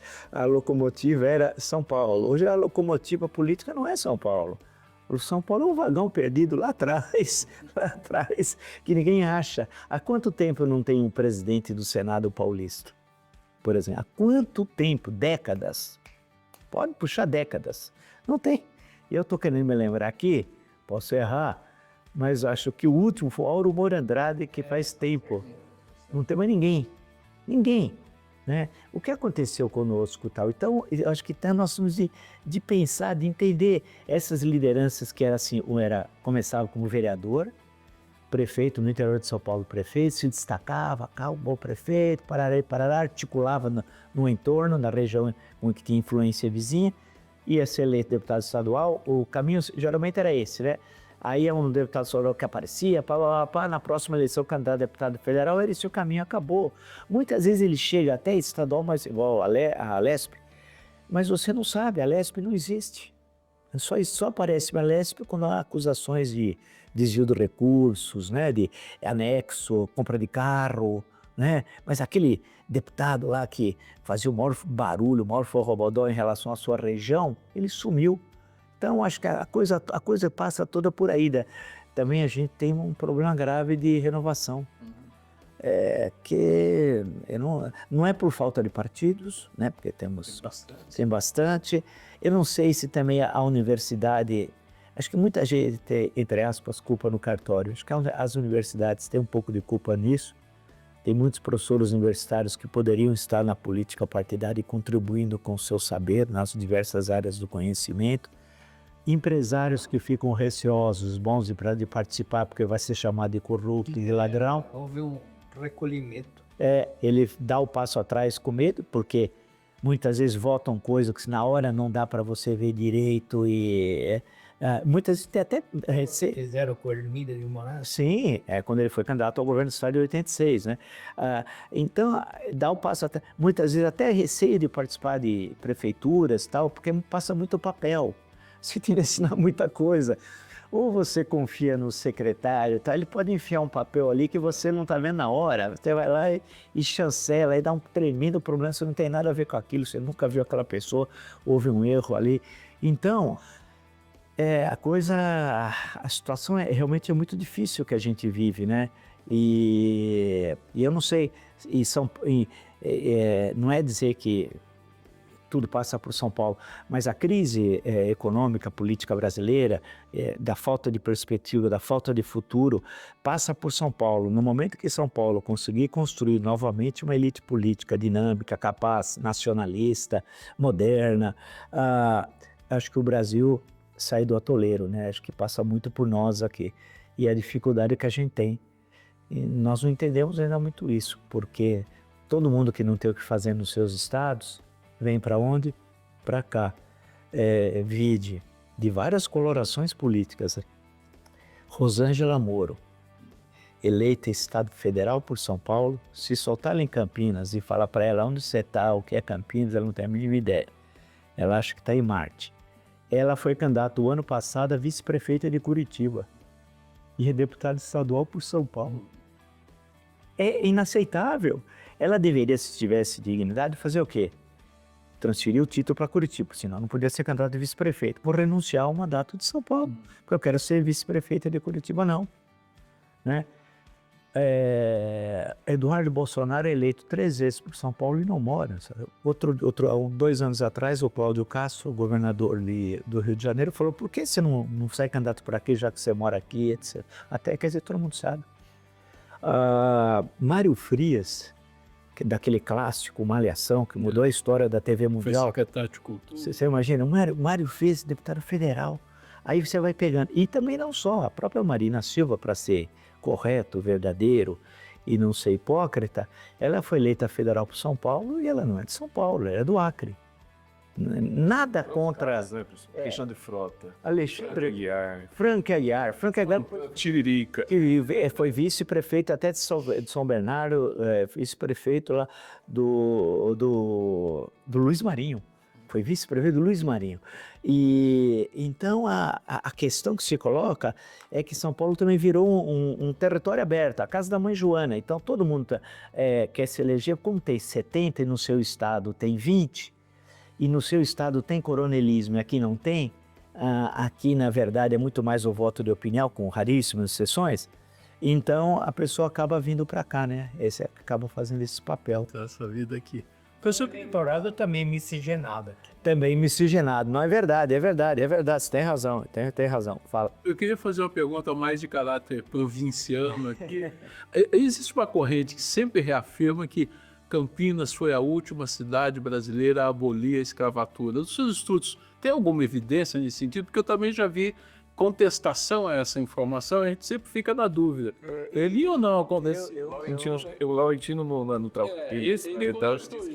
Não, que eu saiba não. O que ocorre é que tem, naquele momento, 1886, 87, 88, tem vários congressos da lavoura, e há uma discussão sobre, porque seria inevitável naquele momento o fim da escravidão, como terminar. Então tem as propostas, algumas assim bem exóticas. Uma era o escravo permanecer na propriedade 5 anos, os 3 primeiros sem remuneração, os 2 últimos com remuneração e tal. E propostas desse tipo. Nenhuma desses congressos defendeu a abolição naquele momento da escravidão. Por isso que os republicanos radicais aqui de São Paulo, como vários, que o Raul Pompeia teve um momento que estuda aqui, depois vai para outros que republicanos da propaganda atacam muito os republicanos mais tradicionais, porque os republicanos tradicionais de São Paulo, na época do Império, diziam assim: a escravidão é uma questão do Império, não é uma questão nossa, nós somos republicanos tal, mas a escravidão estava lá existente. Então, a questão que se coloca é que quando vem a abolição, o projeto é do gabinete João Alfredo, que é o gabinete da escravidão. Inicialmente estava lá o Antônio Prado, conselheiro Antônio Prado, que depois fica doente na votação, acho que ele não está presente naquele dia. Mas eu acho que isso não me parece correto dizer que foi Campinas, porque você vem o 13 de maio. É claro que se essas informações circulam de forma hoje não tão rápida, mas não tão rápida como a gente até gostaria, apesar que hoje é fácil, você imagina em 1888, não significa no dia 14 de maio estava todo mundo liberto, não era tão fácil assim. Mas no caso de São Paulo, a substituição pelo trabalho livre e o trabalho imigrante, ela é feita muito rapidamente. Tanto que quando você pega os índices da produção de café, que dizia que teria um debacle em 87, 1887, 1888, 1889, não, a queda foi relativamente pequena, e depois a substituição por força de trabalho estrangeira, boa parte dela italiana. E já tinham ocorrido tentativas fracassadas como em Ibicaba, que hoje é Cordeirópolis, né? Aí com o senador Vergueiro, né? Tentativas que antecedem muito a abolição da escravidão, mas que acabaram fracassando, né? Mas não, essa é a ideia não. Agora, claro que você tem um núcleo escravista, mas o núcleo forte escravista mesmo, ele está no interior, na época da província do Rio de Janeiro. São os que votam contra na Câmara e são os que votam contra no Senado. Não tem, salvo engano, estou tentando me lembrar, nenhum deputado ou nenhum senador por São Paulo que vota contra a lei de 13 de maio. Então acho que isso daí não se sustenta, não. Perfeito. Vamos falar um pouquinho do livro agora? Vamos, claro, como não. Vamos lá.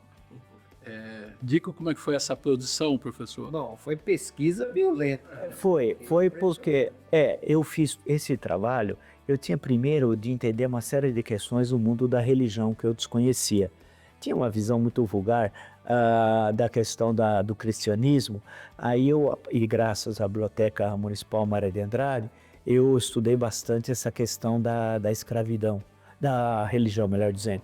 E aí fui lendo os grandes clássicos do início do cristianismo, a chamada época patrística, até Isidoro de Sevilha.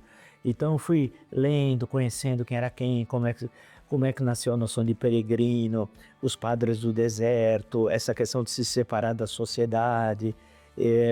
Fui li um monte de coisas para entender a evolução do cristianismo. Passei, claro, primeiro pelo Antigo Testamento, como isso estava no interior do judaísmo e tal, né?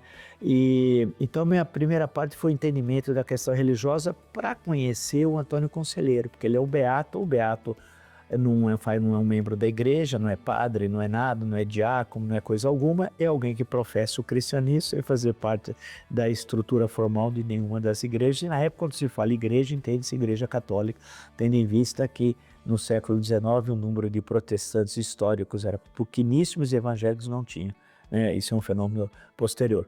Então, o que eu justamente estava estudando é ver então como é que é o cristianismo brasileiro lá desde o século XVI. Já tem manifestações de beatismo desde o século XVI, mas muito pequenas. A grande figura é o Antônio Vicente Mendes Maciel, né? Lá do Ceará, nasceu em Quixeramobim, lá em 1830, e é o elemento clássico, mais ou menos, desse tipo de beatismo que lembra o profetismo bíblico, muitas vezes.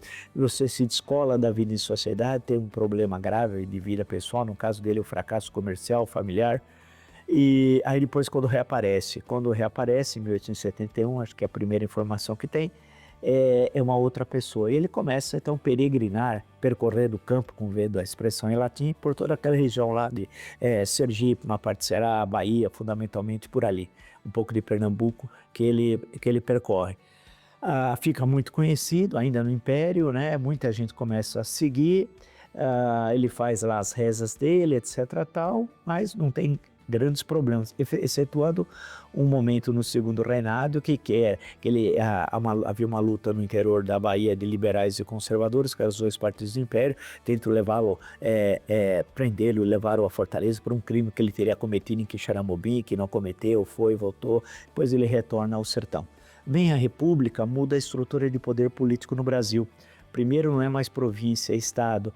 É criada o federalismo no Brasil, o Império é centralista, a República é descentralista.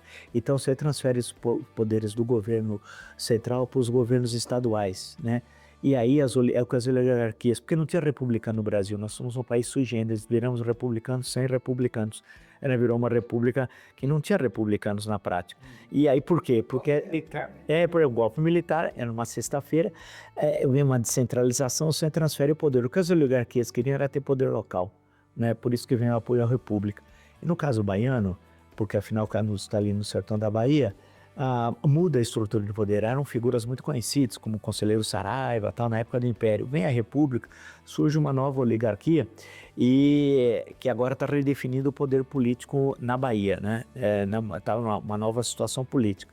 Por outro lado, está ocorrendo no sul do Brasil a Revolução Federalista. Então, Rio Grande do Sul, Santa Catarina, Paraná estão em guerra civil, né? E tanto que a primeira eleição republicana para a presidência da República direta é 1894. Não tem eleições nem no Paraná, nem em Santa Catarina, no Rio Grande do Sul, porque estava em guerra civil. O Rio de Janeiro, a capital, é bombardeado durante a revolta da Marinha, a revolta da Armada. Então, era uma situação de enorme instabilidade política que estava vivendo o Brasil naquele momento. Isso, César veio lá. o Moreira César e tal. O Moreira César, ele é coronel, ele nasceu ali no Vale do Paraíba, tem uma cidade chamada Moreira César, perto de Tremembé, onde ele nasceu. Ele se destacou no Sul, na Revolução Federalista, pela repressão, pela violência, era chamado corta-cabeça, porque eles degolavam os prisioneiros, que era um hábito, entre aspas, das rebeliões ali da Bacia do Prata, né? E ele leva essa forma lá para Canudos também. Quando ele chega, ele é conhecido lá como corta-cabeça. Então, quando ocorre a rebelião de Canudos, por um motivo fortuito, porque uma série de impostos passam a ser comprados agora pelos governos estaduais com o federalismo. E a questão foi que o município do qual Canudos formalmente faria parte, é um município enorme na época, era o município de Monte Santo. E, por sorte, eu achei o relatório do intendente, que era o prefeito de Monte Santo, manuscrito, com um sobrinho, bisneto, em São Vicente. Eu fui a Monte Santo, o cara em Monte Santo, eu lá, o cara falou, não, eu tenho um tio meu, tá lá em São Vicente. Eu falei, caramba, perto da Avenida Presidente Wilson. Eu falei, eu sei, tem uma Avenida Presidente Wilson e tal. Eu tava lá, eu sei como é a vida, né? Você vai num lugar ou no outro, totalmente ao contrário. Aí eu fui eu acabei, esse manuscrito foi importante porque ele reforçava isso, quer dizer, em Canudos essa comunidade foi criada em 1893, no momento que o conselheiro resolve se fixar, depois de alguns incidentes, choques militares que ocorreram, ele se fixa ali em Canudos, onde já havia uma pequena comunidade, 150, 200 pessoas mais ou menos, ele acaba se fixando ali, e dali que por volta de junho, e o padroeiro era Santo Antônio, por isso que a data formal é 13 de junho, que se imagina a criação em 1893 do arraial. E esse arraial vai crescendo, as pessoas começam a migrar para lá, há um deslocamento de força de trabalho. Agora, a questão central, portanto, não é que estão lutando pela reforma agrária, isso é delírio e tal, né? Ou que é um movimento socialista, como alguns falavam, ou que é a ideia milenarista que vai acabar o mundo, e sebastianista que vai restabelecer a monarquia, ou que ele é messiânico, que ele é o novo Jesus, tal, nada disso. Nas pregações o senhor fala, né? Sim, Nem nem citava nunca. O que houve é esse deslocamento que as pessoas perceberam que lá poderia ter uma vida própria, tal. E os fazendeiros da região, os latifundiários, nas suas cartas mostram isso, e preocupados com o deslocamento da força de trabalho para Canudos. Então estavam criando tensão social, né? Daí que eles pressionam o governo baiano para atacar Canudos. Fez isso uma vez, duas, foram derrotados. Na terceira, aí vem o Moreira César, aí vem o exército junto com o corpo policial baiano, mas o Moreira César não só é derrotado, como morre lá, o coronel Tamarindo que assume morre também. Isso foi em março de 1897. E larga o corpo dele. E larga o corpo dele lá. E aí tem uma série de episódios, com um monte de coisa. Aí organiza, logo em seguida, o Prudente Moraes está na volta, retorna à presidência da República, o vice era baiano, Manuel Vitorino, quando teve os incidentes iniciais, reassume a presidência e aí monta a quarta expedição, que aí vai o ministro da Guerra, né, Marechal Bittencourt, o comandante é o general Arthur Oscar. Aí eles formam duas colunas, uma que sai de Salvador, outra que sai de Aracaju, João de Silva Barbosa e o Cláudio Savagé. Eles vão de forma de pinça, vão atacar Canudos, que fica mais ou menos perto de Sergipe, daí, mas na Bahia. Mas se não fosse o Savagé, Que salvou, fica a mão. o Arthur Oscar, ou seja, teria uma quinta expedição, não teria quatro, né? A quarta, porque ele por pouco não foi derrotado, sim.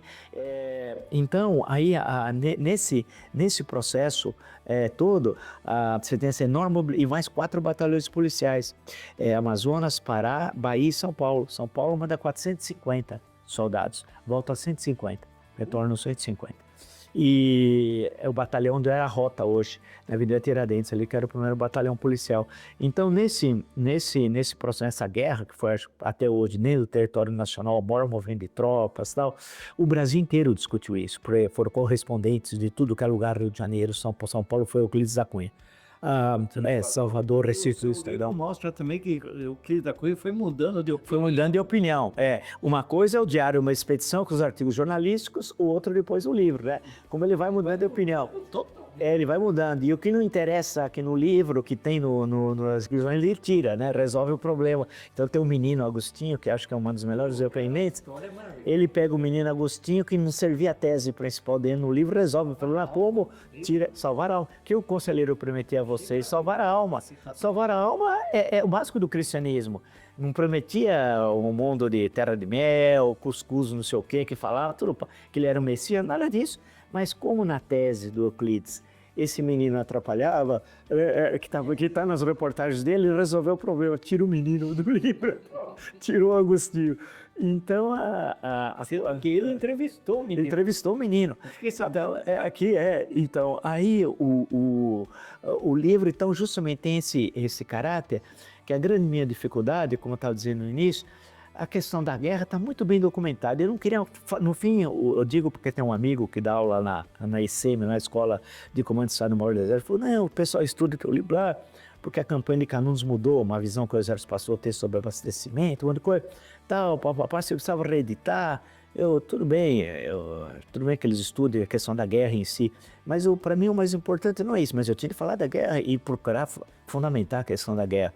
Os documentos do Exército, era discutir como a comunidade se organizou, quer dizer, a tradição sertaneja do mutirão, a solidariedade, né? A ordem política, e de mostrar que eles não estão preocupados, o pessoal de ir para Salvador tomar o poder político, né? De fazer, a questão deles é viver a vida deles sossegado lá, uma região difícil sobrevivência, hiper seca, né? Com dificuldades que eles têm de décadas de famílias para famílias, vai passando de pai para filho, e que era possível ter uma vida comunitária digna para os padrões da época do final do século XIX, sem incomodar ninguém. Tanto que quando vai a missão dos capuchinhos lá para dissolver a comunidade em 1895, é expulsa a comissão marciana, então vai embora, nós queremos ficar aqui. Quando vem um boato de que vem as Forças Armadas para destruir, nós não queremos sair daqui. Aí vem alguém e fala, vamos fazer eleição, nós não queremos também participar da eleição. Era uma comunidade que estava lá querendo viver a sua vida. Isso que é interessante. Se descola das contradições, não está a serviço de coronéis. Lá não tem o poder local de um coronel que manda. Até os que têm um pouquinho mais de dinheiro, como os irmãos Villanova, o Antônio, ele não exerce aquilo como um poder político, que ele tem um pouco mais recursos que os outros. Há uma caixa comum da comunidade até para ajudar os mais pobres entre os pobres. Então é isso que... E ninguém lá está esperando o fim do mundo, porque essa ideia de milenarismo, toda a sociedade milenarista, tem várias na história, ela tem muita tensão com o entorno. Porque se vai acabar o mundo, você se julga o escolhido e não precisa de relações econômicas com o entorno. E nem produzir para a sua sobrevivência. O mundo vai acabar, acontece o oposto lá. Produz, intercâmbio, entra, sai, é um centro de romaria, exporta. Então, exporta é um centro de romaria, as pessoas vão para lá, então não existe isso. Então a ideia, justamente, a proposta central da tese, daí que seria diferente, era mostrar que não, lá é um centro de romaria, as pessoas vão, ouvir e tal, muitos mudam para lá, mantêm um intercâmbio, então não existe essas análises tradicionais de messianismo, milenarismo, então isso é uma grande bobagem, e o livro não mostra. Fala aqui, aquele famoso pregação dele, que o mar deve acertar. Sim. É apócrifo, aquilo é apócrifo. Aquela não tem nada a ver com o que é uma profecia que começa no início do século XIX. A profecia sobre o futuro, não sobre o passado, né? Então tem um monte de documentos apócrifos que circulam e alguns pegaram, é aquela história, outros não pegaram. Então você olha, você fala, não, isso aqui é apócrifo, o documento. Você começa a ler com calma, você fala assim, não, olha, isso não aconteceu, isso aqui é depois. Então, Princesa Isabel apoiava o Antônio Conselheiro. A Princesa Isabel morava na França, no Castelo de. Você imagina, lá no interior da França, como é que ela apoiava. Armas austríacas. Como que armas austríacas iam chegar lá? Então, quando você pega a imprensa da época, é uma loucura e tal. Você fala assim... Imagina, armas austríacas. A grande questão é que eles não tinham, como qualquer movimento de resistência guerrilheira normalmente, o seu poder de armamento é inferior das forças da ordem, é sempre assim. E eles não tinham, tanto que quando eles conseguem 2 canhões da expedição Moreira César, eles não sabiam como utilizar. Então, ali, eles iam pular? Sim, então, porque eles queriam aprender, até depois conseguiram capturar 2 soldados, mas era um problema de como utilizar, você precisava ter a munição, como você utilizar os canhões, de que forma, eles sabiam muito, era esses deslocamentos que o Euclides, em certo momento lá dos Sertões, fala na Diário de uma Edição, mas mais nos Sertões, do atirador fantástico, né? Ele está atrás de um cactus, mais ou menos aqui, e vai atirando, dá a impressão que são vários, era um só. For contar as cápsulas depois, tinha mais ou menos umas 150 cápsulas. Quer dizer, dá a impressão que tinha um monte de gente, era um só. Então eles faziam muito essa tática de se deslocar. Dava a ideia que eram muitos, não eram. E eu comprovei isso no Canudos, a História em Verso, do Manuel Pedro Azores Bombim, o tropeiro de Simão Dias Sergipe, porque ele conhecia grande parte de outros que não são sergipanos. E ele conhecia muitos, e ele vai falando que era chamado de piquetes, quem é o comandante do piquete, tal. E quantos é que tinha, muito, muito pequeno. Então é o que a guerrilha faz. Quando você domina o terreno, né, você conhece o terreno, tem um apoio popular, você consegue enfrentar forças muito mais poderosas. Tanto que quando Cláudio Amaral Salvagê está chegando, dando a volta por aqui para atacar Canudos, chega numa pequena aldeia, vai comprar mantimentos, o comerciante fala, não vendo pro senhor. Mas por que você não vende? O governo proibiu. Que governo? Do conselheiro.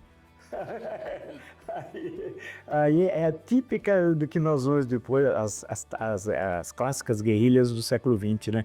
Que você tem esse tipo de ação, né? Professor, que a gente já está chegando no finalzinho, Eu ia te fazer uma pergunta aqui, mas o senhor já acabou respondendo que o senhor deu uma entrevista em 97, na Folha de São Paulo, Sim, sim. dizendo que Canudos pecava, a historiografia de Canudos pecava pelo vício das origens, que eu acho que é isso que o senhor acabou de explicando aqui. O generaliza, tinha tudo que surgiu em volta de Canudos na época, e agora o senhor acabou resumindo. Eu ia te fazer essa pergunta. Exatamente.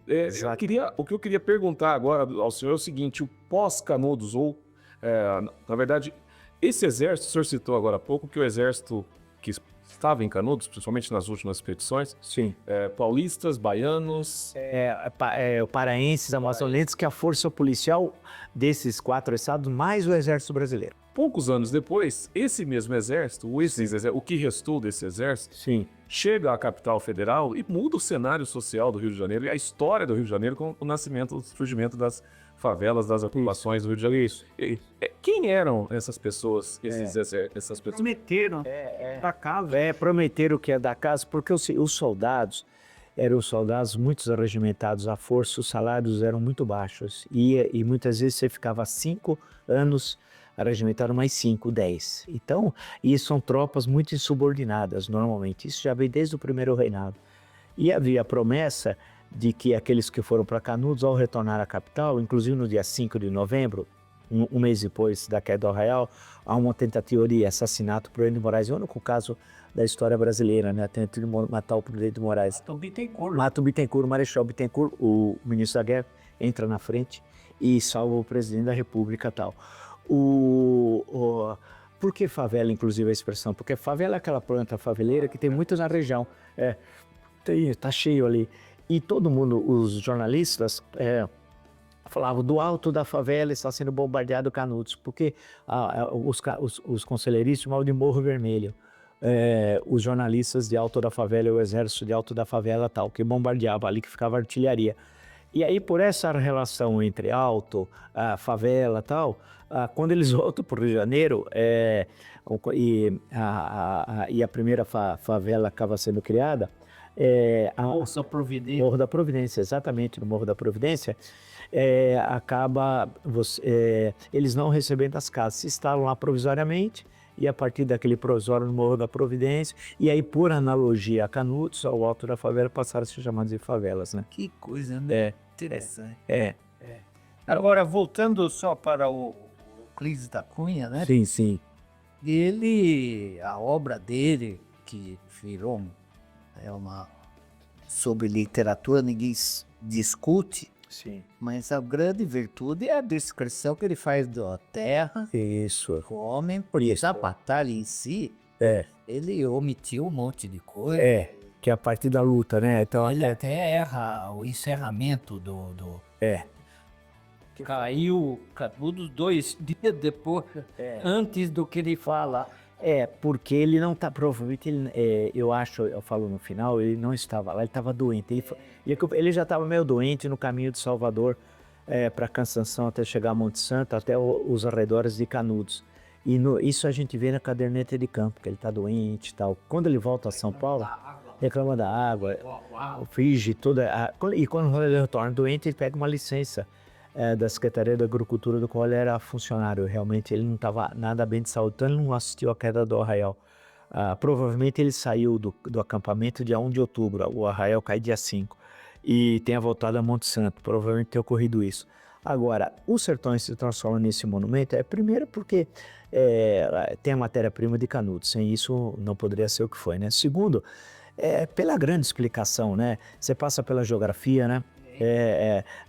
E aí o Teodoro Sampaio ajudou ele pra caramba, porque o Teodoro Sampaio tinha viajado por toda aquela região, depois não tinha publicado um livro, só vai ser publicado no século XX, mas conhecia perfeitamente a região e explicou para ele, deu todos os dados, ele leu a da Flora, tal. O Teodoro Sampaio, que era baiano de origem, trabalhou no governo da Bahia, trabalhou no governo de São Paulo.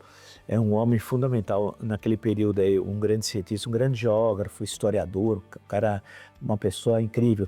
Fez o dicionário de Tupi, é um sujeito fantástico. Aí ele que vem e explica depois, ele que dá todo o relato para o Euclides. que tinha visto aquilo, mas não tinha o conhecimento científico que o Teodoro Sampaio tinha. Depois, toda a forma de ocupação do sertão, os estudos aí, a Capistrano de Abreu e por aí vai. Aí na hora da luta, claro que algumas descrições que ele faz são cinematográficas. A Travessia do Cambaio, por exemplo, é muito bonita. O que ocorre, os ataques, parece um roteiro de cinema.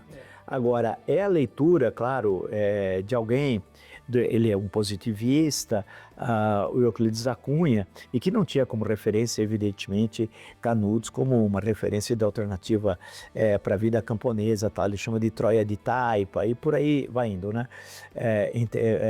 Agora, o impacto do livro foi tão grande por mostrar um Brasil que muitos não conheciam, né? E a forma totalmente diferente de escrever, né? E é difícil encaixá-lo em qualquer movimento da literatura brasileira de então, né? Porque Os Sertões é diferente de tudo. Não é um trabalho simplesmente jornalístico, não é simplesmente literário, né?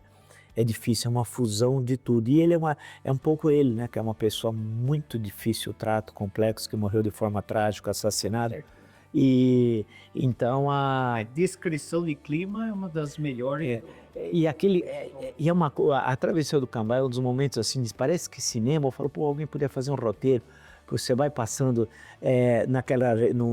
os conselheiros ficam tudo na parte de cima, tal, vão atirando, é uma tragédia, eles não conseguem avançar, os soldados não conhecem o terreno, e a gente sabe, basta lembrar não só a Guerra do Vietnã, mas especialmente a Guerra do Vietnã, quando você tem o conhecimento do terreno, você leva uma enorme vantagem, né? E o apoio da população, né? Que é o que eles tinham, os conselheiristas, né? Então, a força, e os outros textos dele, né? Nos outros livros, Contrastes e Confrontos, além da história, e por aí vai, que ele escreve, ele é uma figura crítica da República, né? Ele se aproxima, inclusive, do grupo político que tinha uma posição crítica, eram republicanos, mas porque ele é republicano antes da República, ele é expulso do exército por ser republicano, né, em 1888, né? O senhor não cita nenhuma vez o Vargas Llosa, né? Não, porque é o seguinte, Romanceu demais. a Guerra do Fim do Mundo, mas eu gosto muito dele, não vou dizer que li todos, mas boa parte. Outro dia nós estamos até falando com o pessoal, o Conversa no Catedral, a Festa do Bode, sorveio pelo Dominicano, que é ótimo, Italianas Visitadoras, e por aí vai. Batismo de Fogo, que é La Ciudad y los Perros, e por aí vai. O livro de memórias dele também é muito bom. Mas eu acho que, como não é um trabalho histórico, um trabalho literário, basta, entre aspas, Os Sertões, tal, não era necessário Guerra do Fim do Mundo. Apesar que eu sei, um amigo já falecido foi o guia dele, porque ele, nessa época, o Vargas Llosa era amigo do Jorge Amado. E o Jorge Amado pediu para o Renato Ferraz, que era o diretor do Museu de Arte da Bahia, a levá-lo. Então, durante um mês, ele circulou tudo por aquilo, viu tudo, etc, tal, anotou tudo. Agora, eu não acho o melhor livro dele, mas para mim ali não é uma fonte histórica, né? Então é mais um trabalho romance e tal. Então por isso que ele não é citado. Agora que ele é um tremendo escritor, isso na minha leitura, eu acho, até é fantástico, tá, as grandes sacadas dele. E depois ele passou a ter posições políticas questionáveis no final da vida. Mas ele tentou ser candidato até presidente do Peru, ganhou o primeiro turno, perdeu no segundo turno. Aquela foto que tem daquele povo que o Beatinho negociou, daí vieram doentes, senhoras e crianças. Isso. Aqueles lá que foram dizimados depois? Então, aquilo tudo indica, aquilo foi no dia 2, foi a primeira vez que um líder, o Beatinho não era um líder, mas era chamado um líder conselheirista pelo exército, ele resolve se render, mas depois quase todos foram chacinados, porque um estudante de medicina, Alvin Orcatz, muitos estudantes de medicina lá tiveram, né?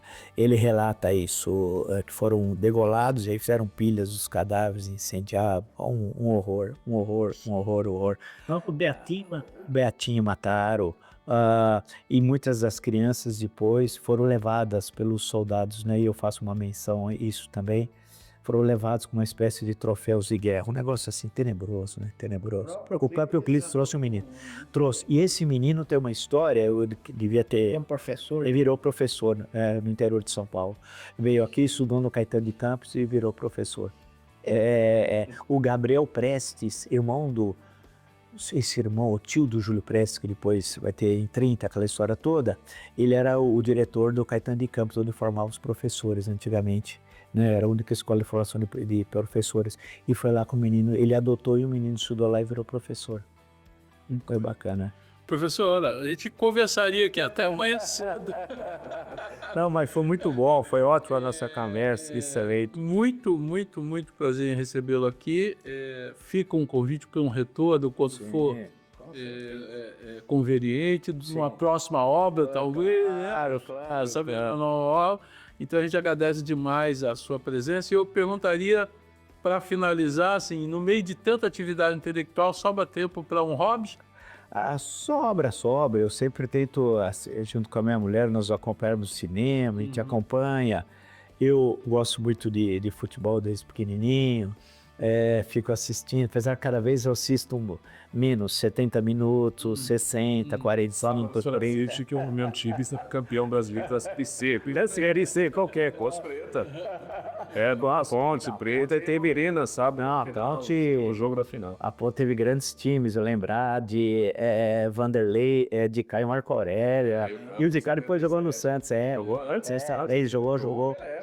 Eu vi o Dicá várias vezes no Pacaembu jogando pelo Santos. E lembrar do Carlos, do Oscar, Polozzi, e por aí vai. 7. Ixi, aquele time sério, no Rui Reis centroavante, aquela polêmica da expulsão. Professor, tem fechar aqui junto com o Mané. O Mané sempre faz essa pergunta do Bob. E eu e o Manuel gostamos muito de um certo estilo musical, o samba, claro. E as escolas de samba do Rio de Janeiro. Certa vez o jornal Globo fez aí uma seleção dos 10 maiores sambas enredos da história do Brasil. Certo. E um deles é os Sertões, da escola Em Cima da Hora de 76. Não sei se o senhor já ouviu esse samba enredo da escola. Eu não acho que não. Diz o Edeor de Paula, que é o autor, nunca leu o livro Os Sertões. Conseguiu fazer uma partilha em samba enredo, um desfile Em Cima da Hora, chamado Os Sertões. Pode ser primeiro, ver. Depois você me fala. Faruíto, aquele que achou dele. Sim, claro, pô, como não? Mas eu acompanho o Guarani, o Célio Guarani de 78, não sei não.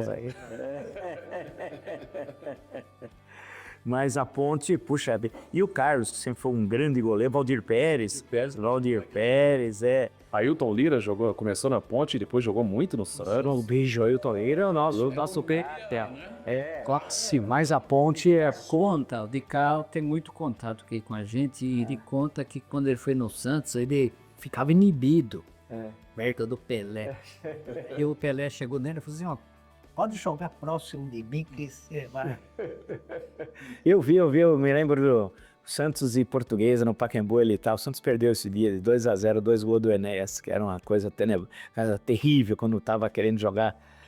Mas o Dicá foi, a Ponte teve grandes times. Agora, o estranho é que campeonatos assim tão importantes a Ponte não ganhou, né? Não ganhou pode nada. Talvez seja o primeiro título nacional. Meio que é um time tão bom. Nunca tem. Que a Ponte está na história do Santos, muito, sabe? Apanhou todas, Pelé. A despedida, foi em 74. na quarta-feira. O primeiro jogo do Santos pós-Copa de 70 foi aqui em Campinas.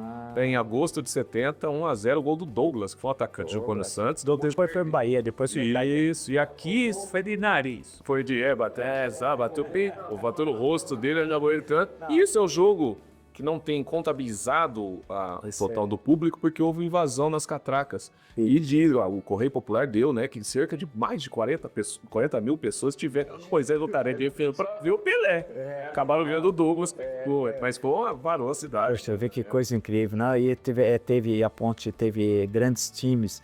Agora, a gente vai lembrar de todo. O Nelson Batista, né? Lá, e por aí vai. O Dirleiro, lateral esquerdo. Eu sei as escalações da Ponte. Bom, mas a Ponte eu sempre gostei muito e é sempre um timaço. E o Carlos, que é um grande goleiro, não ganhou um título, né? Que vida, cara azarado. Mas titular em 86. Um dia até encontrei Pênalti, bateu na trave e bateu nas costas. então, foi na decisão final de pênaltis, pô, que a cara azarava. Não, a Ponte, não, e os grandes times e clássicos importantes, isso que me causa tristeza é o interior de São Paulo. Como é possível Santa Catarina, em certo momento teve 3 times na Série A, teve o Avaí, o Figueirense e o Chapecoense, em certo momento. Teve um ano que teve os 3.